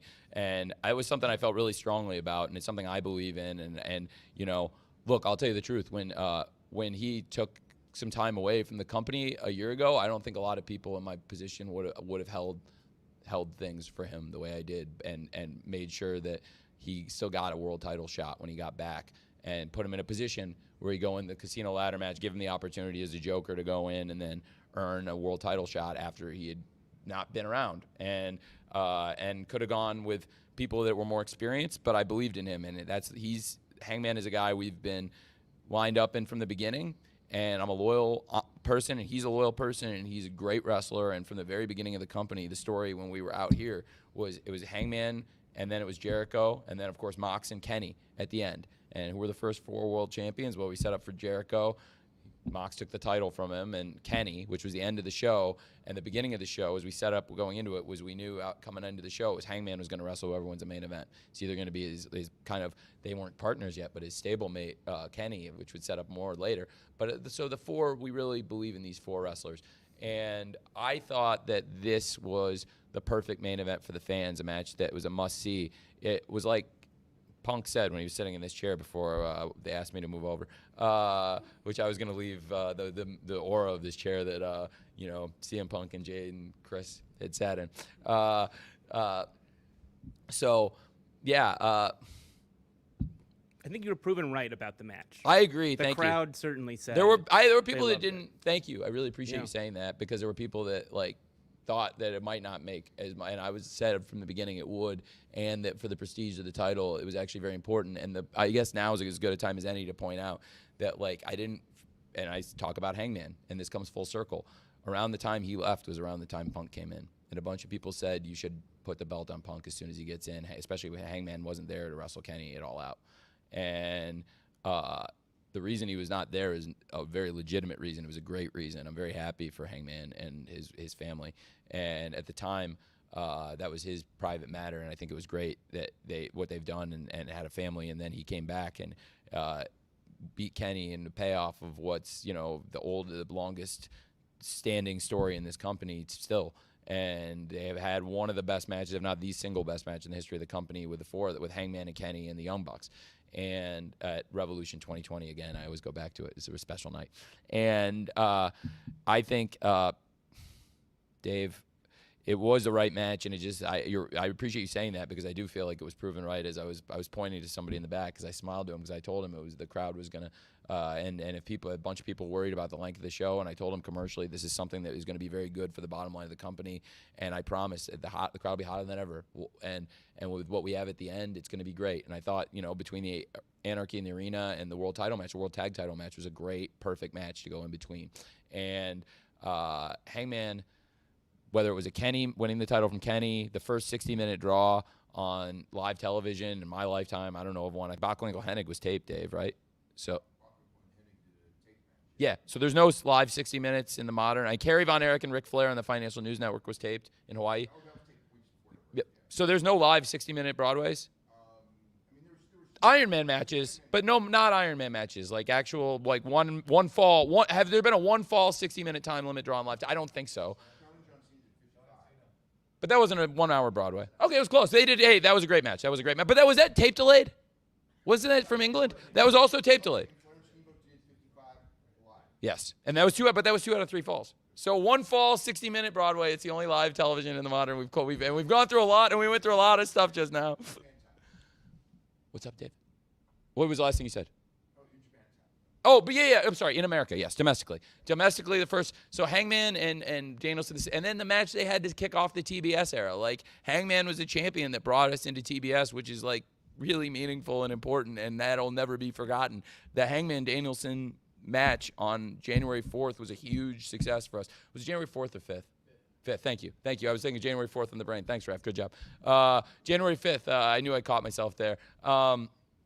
Yeah, on January 5th when we started the TBS era, the Hangman Danielson will always be a huge part of it. And then the matches with Adam Cole, who again, what a way. Adam Cole, what a great moment with Adam Cole and Britt and Martha Hart, I thought. And Adam Cole, great matches with Hangman. The Texas Death match was very special. And, of course, Revolution. A lot of people, again, didn't think that at the end they would get the reaction and stuff. And Hangman and Cole, the crowd was as into it as anything, I think, up to for at least for a while there. And it was just an awesome match. And Hangman's been tremendous. Takeshita, great match with Takeshita. I think that was unanimous. So styles make fights, and we talked about the run Hangman's had, and we, when Punk was in here, we talked about the run he's had, and it just felt like the right match. So thank you for letting me give you a long answer to your point, but it just felt right. And as far as how they come together, I think there's, I hate to borrow a phrase from your former employer, shades of gray, right? And that's UFC, that's Pro Wrestling, that's AEW. Stephanie Chase. Hey, Steph. How are you? Great. So with owning Ring of Honor for the past couple of months, how have you found juggling that with AEW as far as time management, everything else you do, even sorting like the rosters of all the wrestlers you have, and then with it being now a pay-per-view month, plus you've got Forbidden Door coming up. Just what has that been like? It's been the greatest run we've had. I think it was a crazy time. I've never been busier than I was through April and May, and now it's starting to actually like open up and light at the end of the tunnel in a really positive way. But I'm also excited what's coming in the fall and winter. So I'll come full circle back to AEW if I may. So and Ring of Honor, both. First of all, before I go full circle, I'll start. Ring of Honor, technically, it hasn't been a few months I've been the owner, actually. It just closed pretty recently. It was kind of a gutsy thing I did on working off the interim agreement, but I was actually the interim booker for a while there because I hadn't actually, Sinclair was still owning the company, but I had I'd taken over financially, and it was agreed that like everything was, it was really cool. They were really good to work with, and I think I was like, they wanted the Supercard of Honor to happen. I think it made sense if I was going to purchase the company that the Supercard of Honor would happen with me booking the show and running the show and then and taking since it's after the agreement, But they were great. Sinclair was awesome with it. So I actually just closed pretty recently because they were awesome to work with. But it's a complicated asset transfer. I think sometimes that's stuff the outside of the business.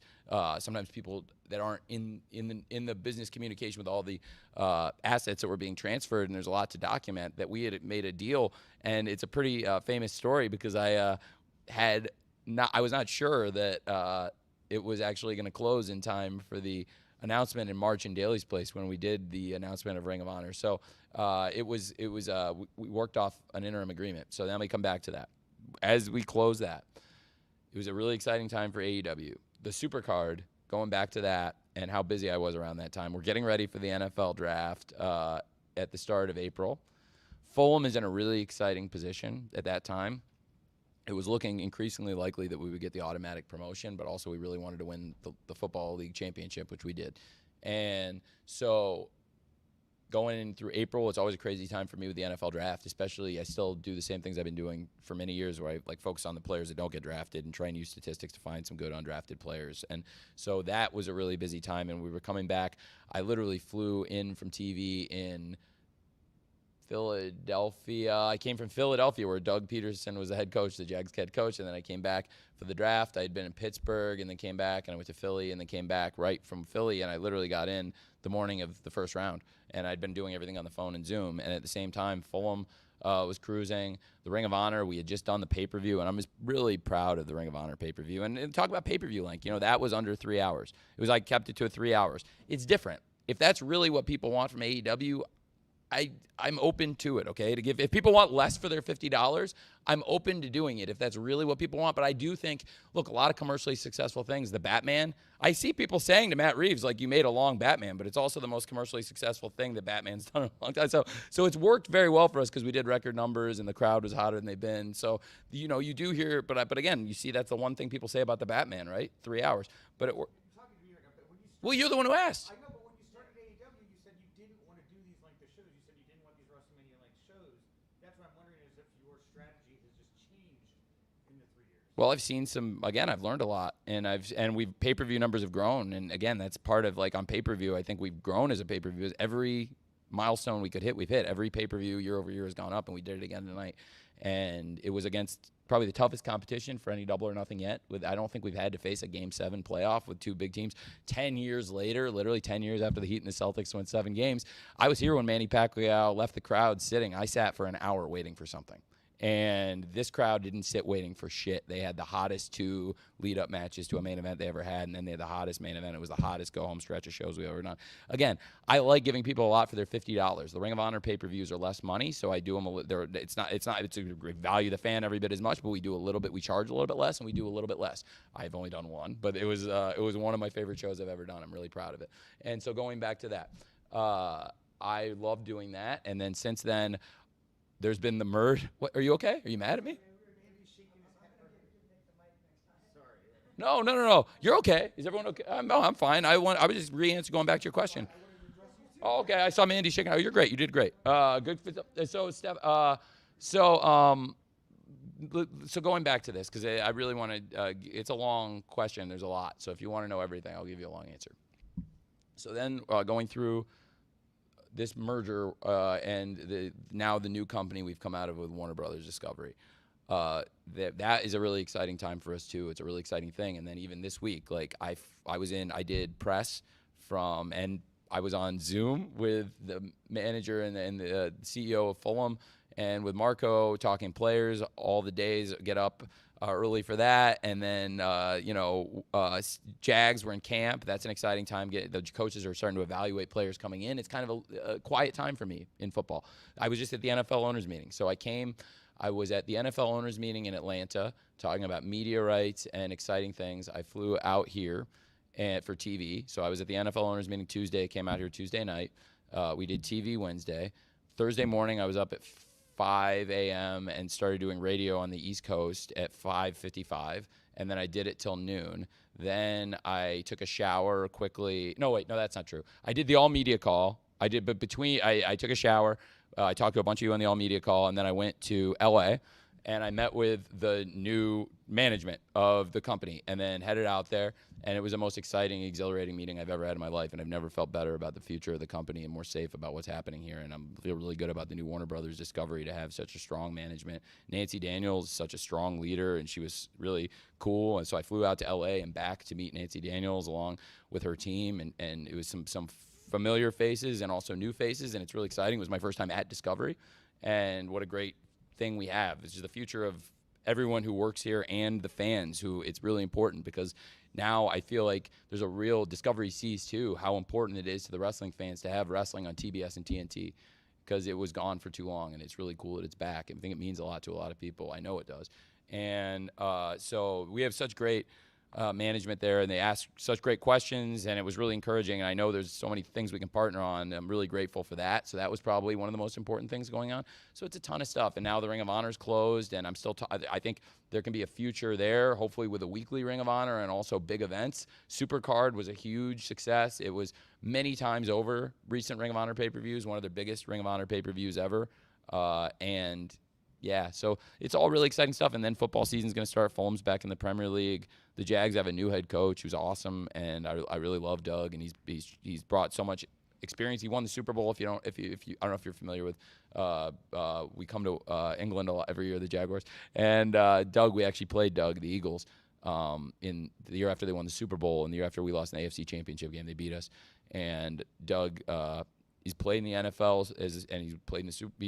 He's been on the roster of a team that played in the Super Bowl, and Doug's played in big games, and he's a great coach. So working with him's awesome. So I'm really excited for football season, both in the Premier League and in the NFL, and really excited for the summer to come in wrestling. I mean, to go to the Forum is a big deal for me. I'm like, I claim a lot of places as homes, like Ted DiBiase when I was a kid. He changes residence every quarter, but I do. I live in, a lot of the year in Jacksonville more, and I base out of there, but I travel 52 weeks a year every week for Dynamite. So I do, 175, 200 flights a year when you include football for both continents. And it's just 104 alone for Dynamites. And if I'm in Jacksonville, maybe twice a year, call it 100 just on Dynamites. When you add in live Rampages, pay-per-view specials, football, it's a lot.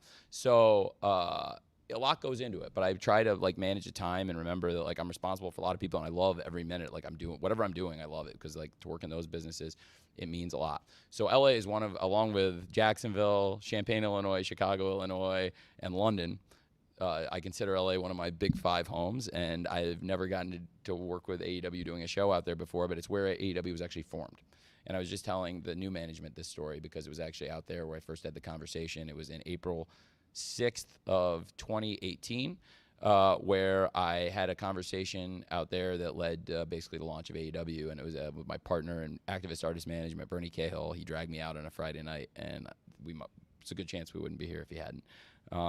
And I saw the president of TNT and TBS at the time, and he took a chance on us that I'll never forget. And then after the ratings were good initially, he took an even bigger chance on us and gave us the extension, because the first deal didn't pay that great, but it was still an opportunity to go on TNT and TBS, and it did pay something. And now it pays fairly, I think, and they've done very right by us. And now we have a whole new management team that can get behind us in new, exciting ways with AEW. So that's a lot of stuff. I also have, there's a bunch of other companies I'm on the board of our own that I am not talking about here, True Media, Sports Analytics, but the management team there does a great job running the day-to-day, and other business ventures. I'm on committees in the NFL. I'm in the fan engagement and major events committee of the NFL. In March, I flew out for TV ahead of the Fort Myers TV. I had a committee meeting in Palm Beach. I don't get much time to myself, so I was talking about Batman to Nick and how long Batman was. I landed in Monday night for a committee meeting in Palm Beach. Jonathan Kraft, the owner of the Patriots, is actually a big AEW fan, so he runs the fan engagement and major events committee, and he was nice enough to put me on it because I think we've shown that we do a good job engaging with the fans here and can add to the big events in the NFL, which are the biggest events in the world, and the engagement with the fans, which I think we do a good job with. And Jonathan's one of the world's leading experts on that and data, and he's a big wrestling fan. When we did Mox versus Nagata in the summer of 21, I knew Jonathan Kraft was a big wrestling fan when he said to me, you got them coming on your territory. And I was like, oh my God, you get Mox versus Nagata, the business of it. It's and at the time it was a business coup unto itself, what was happening in the world of wrestling. I got to lay the hammer down in a major goddamn way. So, so it's a lot, but I'm just, it's awesome. And does that begin to answer it for you with the juggle? It's like juggling. Great. No, it's a great question. I hope it was a good answer, and hopefully it's a start. It's a start. Great. I can take a few more, and I want to make sure anybody who came and stayed all this time gets to ask me whatever they want. Hey, Denise. Speaking of the Ring of Honor Supercard pay-per-view, what a great host you were. Thank you so much for saying that. I'm very happy to hear that. So my question for you is, given the fact that we had our first Double or Nothing here in 2019, I was here for the show, and so much has happened since then. So today, knowing everything that you guys have accomplished, all of the records and the people and the over $1 million and all of that. Over 1.1. 1.1. It's a lot. It's 100,000. It is. It's a big difference. Yes. So with all of that being said, if you can go back and tell your 2019 Double or Nothing Tony Khan self, what advice would you tell yourself, or what kind of what would you go back and tell yourself during that time period? Trust your instincts going into the pandemic, because what you're doing is safe. You're not going to let anybody get hurt. It's voluntary. Everybody who wants to come, it's voluntary. The first week, March 18th, was really hard, and a bunch of people, I walked into my office, and every big star and all my office were in there, and they were all pulling in different directions. And it was I was like, look, if you don't want to be here, it's 6 o'clock. The show goes live in 2 hours. You were in there. And I said, if you don't want to be here, you don't have to be here. But the show goes live in 2 hours. And the show I formatted, if anybody doesn't want to come, I'll change it because I got time. But and it ended up being a huge success. I think 950 ballpark watched it. And the P2, and it did a huge number in the demo. One of the biggest we saw, and it was actually significantly up. And it did a huge number for the debut of the late, great Mr. Brody Lee and Matt Hardy. and it was supposed to be in Rochester and Brody's hometown, but we put together the best show we could and pushed forward, and now it's a historically important show in the history, and it started the pandemic and put the wrestlers around ringside, and it was a weird week for me, trying to figure out what to do in the pandemic, and I watched wrestling on Monday, and when I didn't see the fans, the wrestlers as fans, and when I didn't see the camera, the hard cam on the screen, I thought, okay, we got them. We got something here, because I figured then they wouldn't, between then and Wednesday, it wasn't going to change either, back when we had competition on Wednesdays. And I can tell you, I've never watched the competition on a win. We've done 100 shows head-to-head with other wrestling competition. I've never watched one before, but I did have basketball on the side today.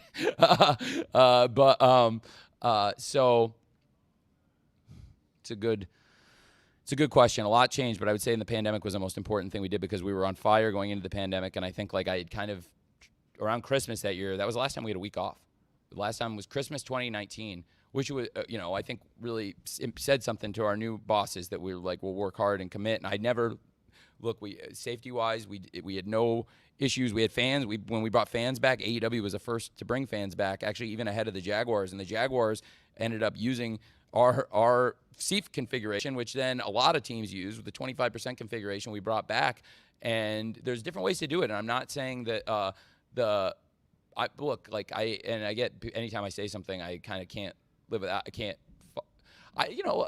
There's different opinions about the Thunderdome, but I thought there were things about it like that's a way to go. But if outdoors for us, we were outdoors, not indoors. So outdoors, I equated it, and a bunch of you heard me say this 100 times, but I'll say it again: the drive-in movie experience. It was like we're going to create it, and we'll bring the fans back. We're outdoors. This is safe. They've said it's 99-point-something% safer than being inside.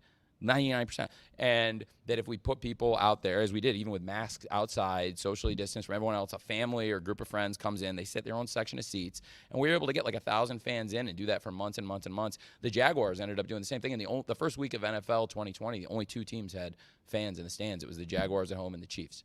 And so that, I think, would be the biggest thing, because when we came out of the pandemic, we were really ready. Like I said, Punk wasn't here yet, but he was coming.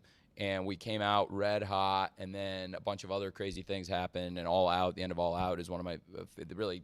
All Out is, I think, still it's our biggest triumph, maybe. But tonight it was right there with it, and I will see where the numbers settle. But this was a great the way we started it.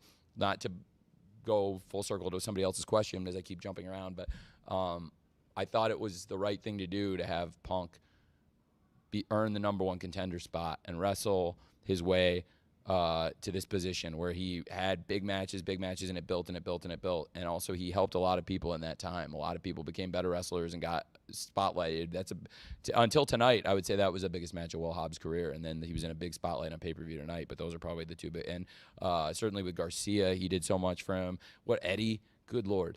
And most importantly for us and the company and the fans. So it built to something really cool. So I think the biggest thing I would say, I'm sorry to go, but just thinking about it as I go, probably would be to trust our instincts going into the pandemic that this is going to be safe. Don't abandon ship, and I think it paid big dividends for us. And then even when we had to go in the next week, they wouldn't allow anybody in Daly's Place March 25th. If anybody has never heard this story, they only allowed 10 people in the entire amphitheater as a fire. So it was Tony Schiavone at the desk. I was the only person backstage. They said the truck is a separate domicile. So, Greg, you were out in the truck. There were 10 of you in the truck. I set up a trailer of wrestlers to be the crowd since there was nobody at ringside, but at least to get some cheering audio. And then, God bless Chris. Chris went out and was like, let's go, getting people going like a leader. And he didn't have to be there. Nobody had to be there. It was a very small crew. If you don't know this, I'm the guy who robbed a bank and is telling you his secrets. I think people know this by now. Does anybody know from March 25th, Kip and Darby was taped the week before for Dark? People do know that now. Kip and Darby was taped. There was nobody in the building. Nobody knew the difference. So it was completely empty. Cody was on commentary by then with Tony, because what I did was, again, you only get 10 people. I couldn't do tag matches. Brandy was doing the ring announcing, because they showed up, and these are the people that really showed up for me. And so Kenny and Tony Schiavone were on at the start, because then at the end, Kenny and Sammy Guevara were going to wrestle like 28 minutes in an empty building and had a great match for the AAA title. And then at the end was whatever with Matt Hardy in the spot. I was just happy. It was Chris's idea with the thing, like I said, and whatever. It was, you know what? The fact Chris and Matt even showed up, I was very thankful. I was going to do whatever. And Sammy coming out from under the ring made a lot of sense and set up stuff that ended up. Then we shut down for a month, and that match that we built there, we didn't get to do until May 6th. But when we did the May 6th TV, it's one of the things I'm the proudest of, because we were shut down for a month. Then we went to April, and we had that crew that showed up. That's when the TNT title became. I'd wanted to do it for a long time. It was a plan, but that was like, okay, now we have to do it because that's all we can do here, because like we have to reset everything.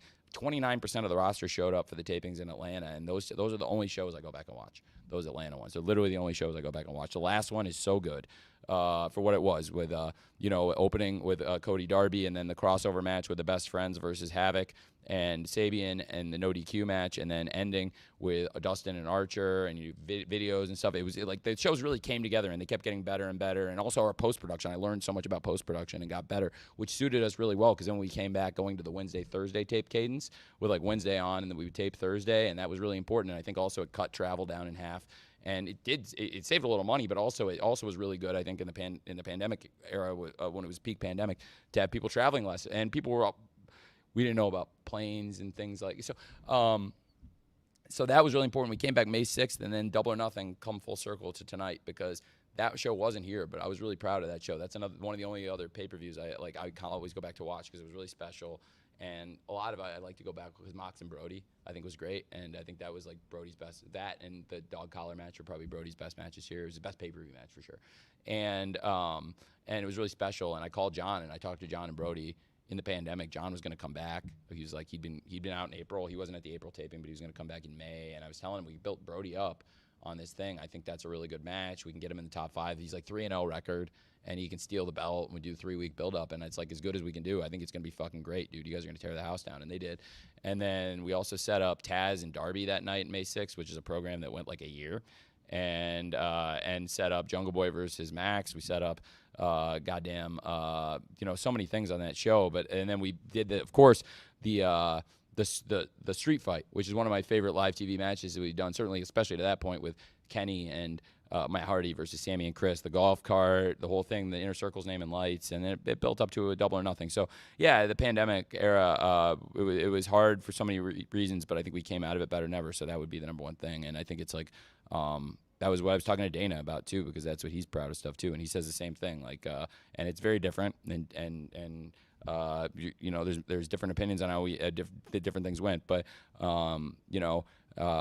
he said that that for them that was important too, and I think it changed their business, and they did huge numbers by doing shows in April. I think it ended up being safely, and they came out of it even stronger too. So that was what he said. Does that make sense? Thanks, Denise.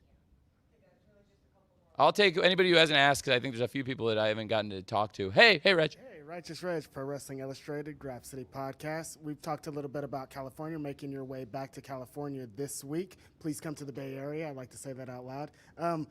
You make a lot of conscious efforts. Did you make a conscious effort to we're going in with the tag team champions and the TNT champions being California people, representative for California? So did you make a conscious effort to have some great representation going into those shows? Absolutely, yes. That was really important. I think we have a bunch of big stars from California. Of course, the Young Bucks also, and we'll be very close to their hometown on Friday. They're from Southern California guys, so a bunch of great wrestlers from Southern California on the show. It's a great point.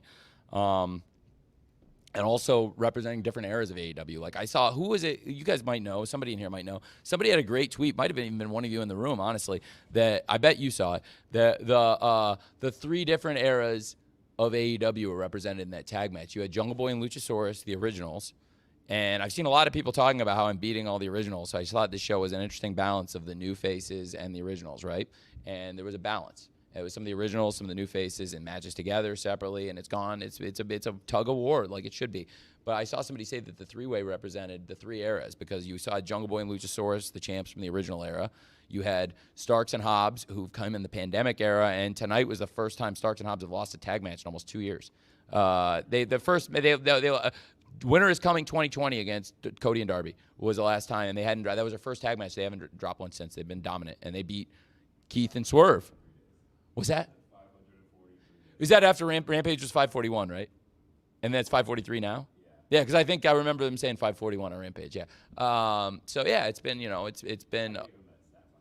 Oh, did you? Well, there you go. So you did. So the 3 eras of AEW, to have, like I was starting to say. So, it's the thought I was giving and talking about those guys and how great they did. But it's the 3, with the original with Jungle Boy and Luchasaurus, who were on the very first show here, and then have now worked their way to the top, and California guys, like you said, and then to have Starks and Hobbs, who came in the pandemic, both of them in different circumstances, but came together and in cool ways, both of them. Starks on TV as a guy that was a pushed indie guy and that got a great opportunity and seized it, and then I was in the ring, and we didn't know it was a tryout match basically. He was in the ring, and I said, I texted Mox, and I was like, I got the guy. For what we want to do, I got the guy. And then he'd never met him or her. And it was John fucking saw it, and then Hobbs was on Dark, and killing it. And I remember I wanted somebody big to wrestle Darby on the show where I think it was Saturday Night Dynamite where Brody won the title, pretty sure. And it was Hobbs versus Darby, and wanted somebody to big to be credible. You don't want somebody you don't think is credible to be out there manhandling one of your top young stars, and he did. But obviously Darby came from underneath as he's known to do, and he's very he persevered, but it showed a lot about Will to me. And then All Out was not long later, and he went the distance in the Battle Royal, and then saved John with a chair up on the stage when we were socially distanced with the fans, and Starks jumped him. So they were really important. And then getting to, yep, there you go, another California wrestler, Will Hobbs. That's a great point. And then of course with Swerve and Keith representing the post-pandemic era, two wrestlers that have come in. So you had the originals versus the pandemic era versus the post-pandemic era, and the three-way. I thought it was really cool. And I guess subconsciously I kind of thought about it, but like when somebody said it like that, I was like, that's so cool. Going into the show, it made me feel even better about it. And the three-way match they had, the singles match was great, and then you could tell people really wanted the three big guys. So there was just a cool dynamic. So there was a lot of great stuff on the show, but it's going into California. Like you said, Hobbs is another great one. The Young Bucks, I think, is a great example. Scorpio Sky, and certainly a bunch of great examples on the show, top to bottom. And you just named a bunch of good ones. So I think it's really important going into LA. Having the LA Times here is nice, and a lot of great California journalists like Dave, who used to write the California Wrestling Report. It was before I was born, but I don't know about that. I'm looking around the room, but it's pretty cool fact. And so there's a lot. I think it's just cool for us to go into LA and to go into the Forum, and also, frankly, to have the presence of the new management of Warner Brothers Discovery, the new bosses at TNT and TBS, and it's like so cool. They're throwing us a big party, and like that's a really cool thing for them to do, and for them to come to our show. It means a lot, and I'm just so excited about the future there. That's so cool. So thank you. I'm excited about California. Thanks for asking.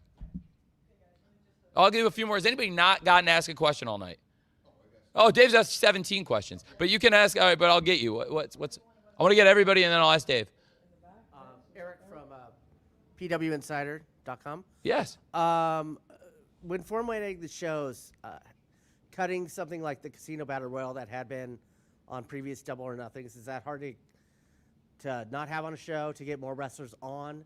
Well, it would arguably get more wrestlers on, but I don't think it would spotlight people as much, and it's a longer match. Historically, a lot of entrances, and you talk about a match that could burn the crowd out on a night where we're trying not to do that. I mean, that's like doing 21 entrances isn't necessarily the way to go.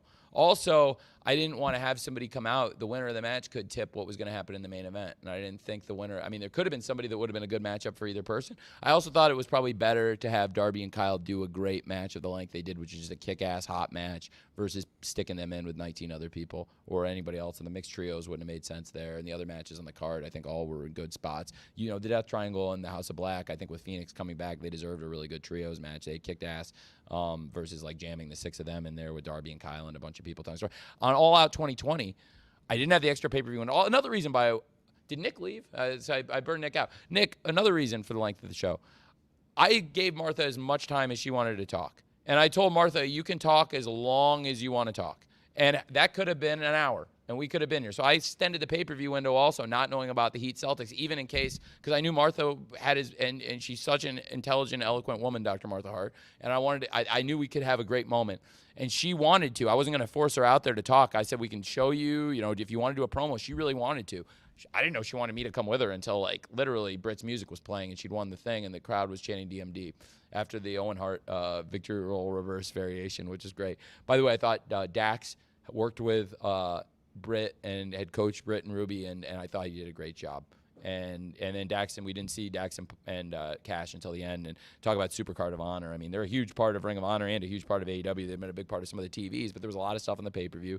They understood I didn't want to jam them into a situation. They could have worked a tag match, but again, there was already a lot on the show, and I think Dax saw a great, first of all, the Supercard of Honor. Who knows what's going to happen going forward? The big pay-per-views coming, Forbidden Door All Out, the future of Ring of Honor. So there's a lot of great opportunities, and also Dax was great working with Britt and Ruby, and then at the end was a really nice moment with them with Punk, I think. So that's kind of what I was thinking. But yeah, so Nick, to your point.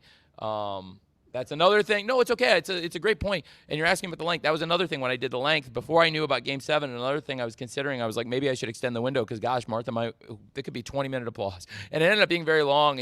But I could have let her talk all night if she wanted to. And I did. I said, Martha, you literally can talk as long as you want. We have the window. We had the time.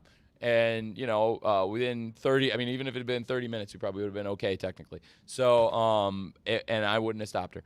So that was another thing going in that I was considering. So when I first started to look at the window, that was one of my considerations, was we got Martha Hart, Dr. Martha Hart, and her family, Oj Hart and Athena Hart. It's a big deal. And I didn't want to have to rush that. And I also then, as Game 7, I was like, okay, there's a lot of reasons why I can play with the format, do something different than I've ever done, give the same amount of bell-to-bell, buy-in plus revolution, one more match, but I bet the match time was very similar overall. And there were probably some longer matches. There were only a couple matches. Were there only 2 matches that went 20 minutes tonight? Only the Anarchy in the Arena and the main event, right? There were a bunch of great, hot 12, 15-minute matches on this pay-per-view. Yep. And it was different, which is different pacing, and I think it was cool. And I think that was one thing people liked about the Ring of Honor pay-per-view. Swerve and Alexander had a great 13, 14-minute opener. There were some, Jay Lethal and Lee Moriarty was probably that length. And there were only a couple, same with the Ring of Honor pay-per-view, right? There were only a couple really long matches like Dax and Cash versus the Briscoes. And then the main event were probably the only ones that went that length there too. So it was different playing with a 3-hour window. It was a crazy story. I think I on your podcast, did I give you the exclusive about listen to Andreas's podcast? I gave him the exclusive about the Samoa Joe story. It was one of the craziest. People hadn't heard the travel story. You remember? You were there. It was nuts. When I saw Samoa Joe coming through, I was just like, what's happening?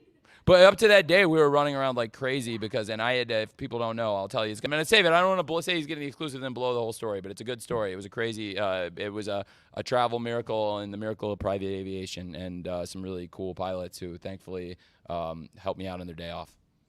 What else? Any more before we go? Hi, I'm so sorry. Hi. Hi, good evening, Tony. Thank you so much for an incredible evening. I'm Emily May with The Sportster. And CM Punk earlier today, this evening, mentioned some New Japan talent that he could potentially face in the ring. And so Forbidden Door is coming up June 26th. There's a lot of talk about this collaboration between AEW and New Japan Pro Wrestling. What can fans expect leading up to June 26th? Fans can expect a great event on June 26th. I've been talking to Ghetto and his office extensively, and it's like a Crimson Tide situation. I was just reading this book about Don Simpson. I don't get much time to read, but when the Wi-Fi's off on the plane, going up and down every day, I usually get a little bit to read up and down the ascent and descent. So I was reading a book called High Concept about this, just what a weird, strange life Don Simpson led, and just these bizarre stories. And but it was a book I was reading, and so as I was thinking about this, and it's funny that you asked me.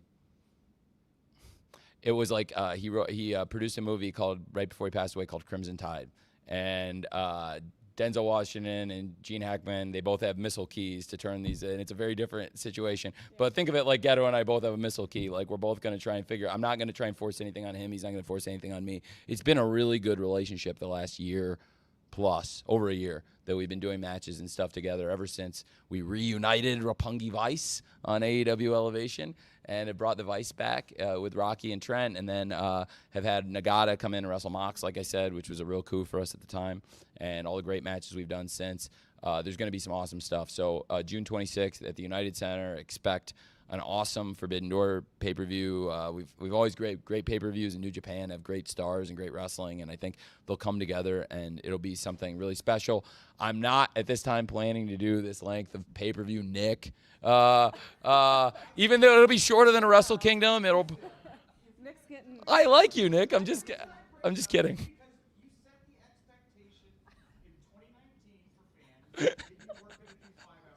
I didn't do a 5. It wasn't. It was 4:37, and then.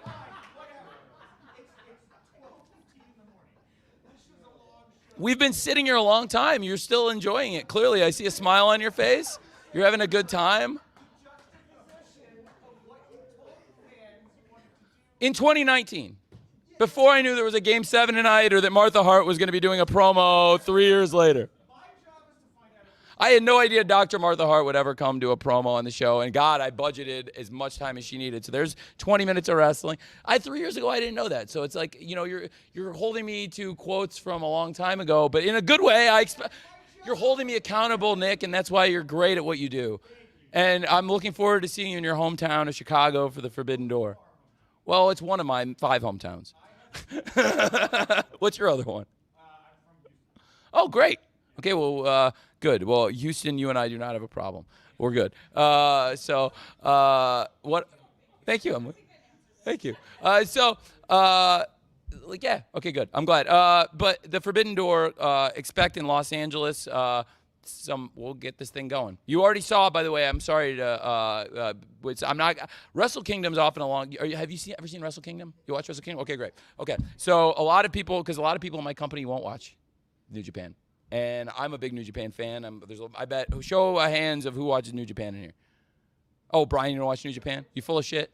Okay, so a lot of people in here watch New Japan. A lot of our fans probably haven't seen it, I'm going to bet. So they're going to get they've seen some of the stars. I think we've already had great wrestlers, some of the ones I mentioned. Ishii's been with us a few times and is great. So this is a more educated room than probably most wrestling rooms you're going to get of fans. So I think we probably know more about some of these stars. We're going to have to debut some of them on TV. It was cool to see Great O'Khan and Jeff Cobb. Jeff Cobb, he had been gone for over 2 years. Right? Over 2 years. And I really liked it, the way they came in. And obviously it did, leave things open-ended. I thought FTR and Roppongi Vice were having a great match. Roppongi Vice had tried to win the Ring of Honor belts for a long time. They won a lot of big matches. They beat the Young Bucks in Ring of Honor. They won a lot of matches there. So I think they said this was like their 4th shot at the title. And they didn't really get a fair one. And they were having a really good match, and those guys came in and busted it up. So it sets up interesting things not only with AEW and New Japan, but also potentially with Ring of Honor and New Japan, who obviously have a lot of history together and have partnered. Was anybody at their Madison Square Garden show here? A lot of people were. And, yeah, that was, I think, one of the most successful shows Ring of Honor had done, and also a big debut at New Japan here. So I think we can do a better show. And that was, I think they did a great sellout, a great crowd. I think we can do a better show than that and have more involvement from big stars from New Japan, and also have, frankly, from the American side, even more star representation than that show had, which was a big success. This will be even bigger and in line with what you've come to expect from AEW events, also New Japan. I won't beat Nick up about the show length question because it's a very fair question, but I think I will try to. It probably won't be the same thing on June 26th. I don't think the sports competition's there. What? I'm kidding. But in a good way, in a loving way. And, well, that's true. And then Dave brought up that he wrote for WWE, so we're just having a good time here. We're scatting.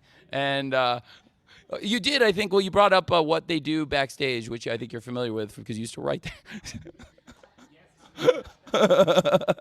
Okay, are we having a good time? All right. Anybody, thank you. I'm sorry that, hey, thanks. New Japan, let's go. I've been watching it for 1 years. The first WCW pay-per-view I ever watched, which I've watched 100 times. It was 14 matches, everyone. If Super Brawl 1, Nick. Super Brawl 1, I've watched it 100 times, and the main event is Fujinami versus Flair, and it wasn't. But then I went back after the live pay-per-view. I had to see the match before, and I watched the pay-per-view they did, which was a WCW New Japan pay-per-view in Japan, which was a great pay-per-view. I thought the Flair Fujinami match there was probably better. And I thought the Hase and Sasaki versus the Steiners is one of the best matches ever in WCW, and hopefully we can have that kind of same high standard that they set with that WCW show there. Again, was it Akira Nogami versus Liger? And then Arn and Barry Windham wrestled Saito and I remember they hit the Arn ducked and Barry hit the lariat.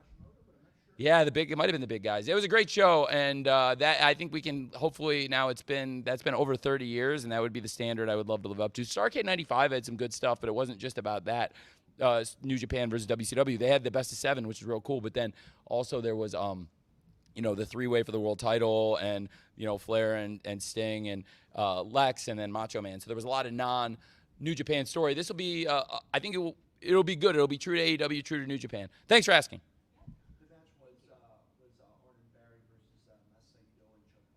Thank you, Saito and Chono. Thanks, of course. Yeah, and of course, and then I learned about Chono being the protege of Luthez, who we talk about wrestling online. People are like, remember when you couldn't go online and hear from Russ? I talked to when 1995, I was 12 years old. I would have regular conversations with Brian Pillman Sr., DDP, who's my friend now, and the late Luthez when he was writing the book Hooker, and told me a lot. He told me Bill Watts used to carry a gun around, actually, when I was 12 years old, and I was a big fan of Mid-South Wrestling. And he was like, yeah, Bill Watts wouldn't put up with any shit. He had a gun. No, I trust me, I do not. I learned a lot from those experiences, and I think the online wrestling community has been a thing a lot longer than people realize. So with that, it's been a great time. Anybody have anything that I have anybody I didn't talk to that came all the way wants to ask a question? Yes, please. Sure, you too. Yes, I saw you. Yes, sir. Thanks, Phil. Phil Lindy, Bleacher Report, Travesty Podcast. So, of course, Athena debuted tonight. I know some people wanted to see her debut as a Joker, so I just wanted to ask, how long did you know she was signing, and, what went into making a decision to do it tonight? Thank you for asking. Really appreciate it. I thought that it would be a great debut. I'd love to have big pay-per-view debuts in different circumstances. Obviously, the way Bryan Danielson and Adam Cole debuted, it was a very different circumstance in some ways. But on the other hand, when Stokely became available, it was like, I can take one big debut and get 2 debuts across in one thing. But I didn't know he was coming. I knew she was. And there was a situation that I thought was a clear, starting with Jade and Anna, which I thought, the Jade's, best TV match probably is still, I think, Jade versus Anna on the Rampage in DC in the main event. And so I thought it would be a really fitting rematch, but also set up many matches down the line. And I thought at the end it would be really cool if you had Statlander come back. And originally I wasn't planning for Statlander to be in the tournament, but she did a great job as a substitute. Had an awesome match on Rampage a couple weeks ago with Red Velvet, and then another awesome match with Ruby. And clearly the crowd was really behind her, but I already knew that I thought this would be a great spot to set up Athena debuting a 3-on-3 kind of standoff with the baddies, Jade, Red Velvet, and Kiera Hogan, squaring off against Anna Jay after a match. Chris Statlander came out, faced off everybody. She was ready to take on all of them, and Red Velvet, she's got a real axe to grind with, not just because of their long friendship and the way Red Velvet stabbed. Are you okay? Okay, good. And then the way Red Velvet kind of stabbed her in the back after she got caught in the thing with Layla, and it's really unfortunate what happened with Layla and the injury because she was really rolling. I thought our last pay-per-view, the first match of the show, the buy-in, they kicked ass.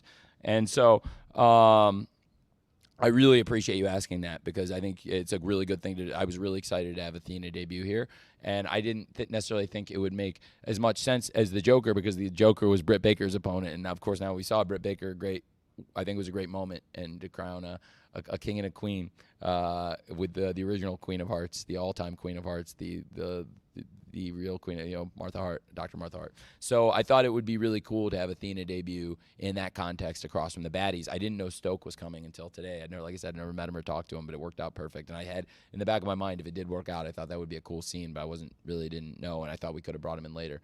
But if he wanted to come, but he was definitely somebody I had in mind. It was cool to have him come in and have it work out like that today, though. It was good. Hell of a lucky break for us. So does that make sense? Great, thanks. Thanks, Phil. Great. Would you have one more? This is my last one. That's my last one. Okay, well, Tony, obviously, thank you for your time and thank you for doing this. And let's give a round of applause for everybody in PR. Thank you guys for setting this up. This is awesome. Thank you. Thank you. Thank you. And by the way, I hope everyone had a good experience taping this for the first time. And I heard that was bad for you, and a bunch of you said that sucked. So I tried to make it so you could. So I hope it worked out. Thank you for being accommodating. Sure. I wanted to ask you something that you mentioned a few weeks ago back on an AEW show on March 23rd in Austin. So I'm going to paraphrase a little bit, so feel free to correct me if you want to. But you came out and you had mentioned how special and important the city of Austin was to you. And you had mentioned something about how vital South by Southwest was to you as far as the formation of AEW.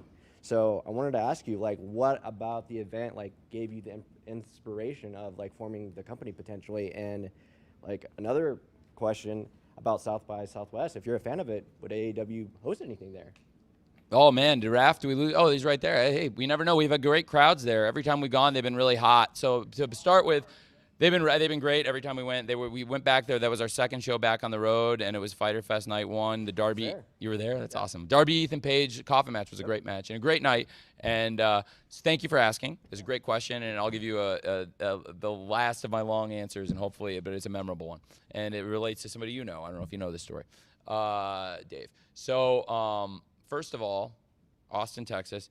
It was a true story. I told CM Punk, was it CM Punk, Dustin? What was it, the match in Austin that CM Punk wrestled? CM Punk and Dax. recently. Dax, that's right. So I told Punk, this is one of the best crowds we have.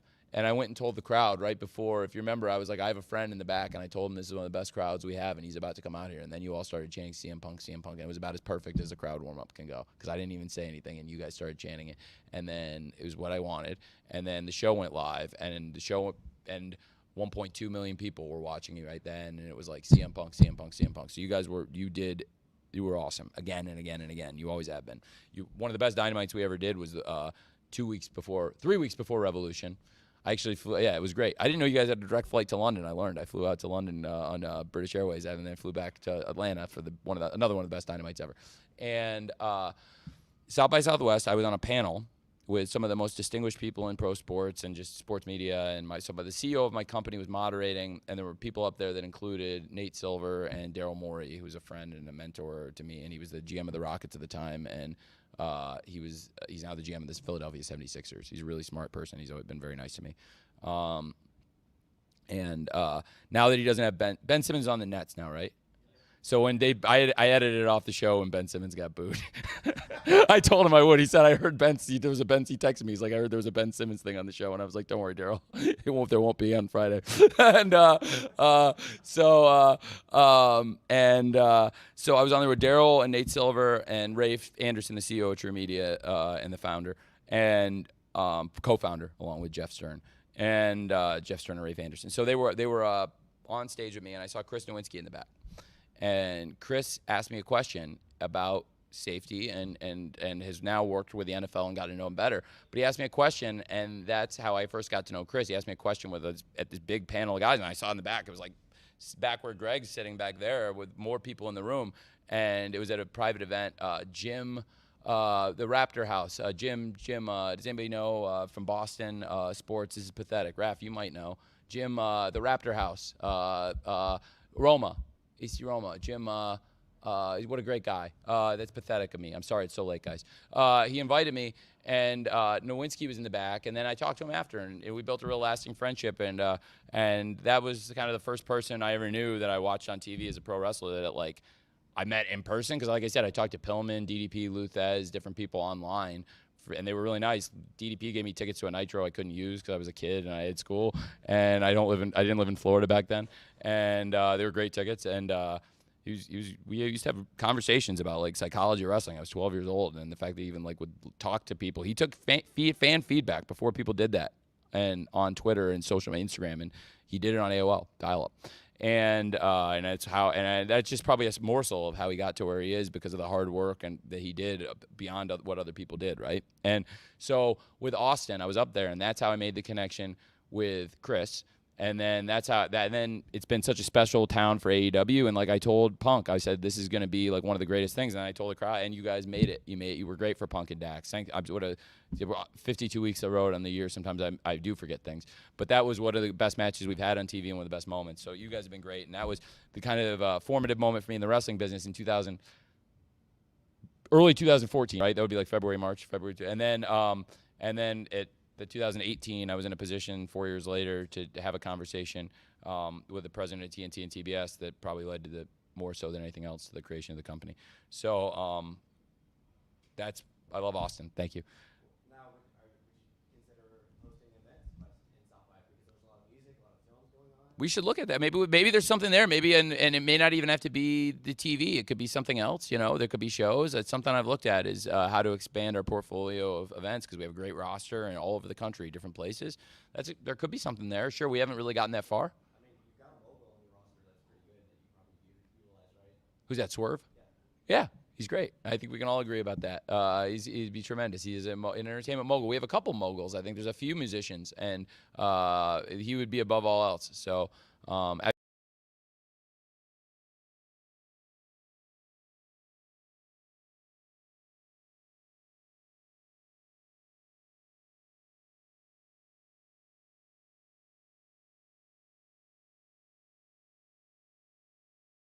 And with that, I think I've kept you long enough. Thank you, everyone. Thank you. Seriously, thank you. Thank you, everyone.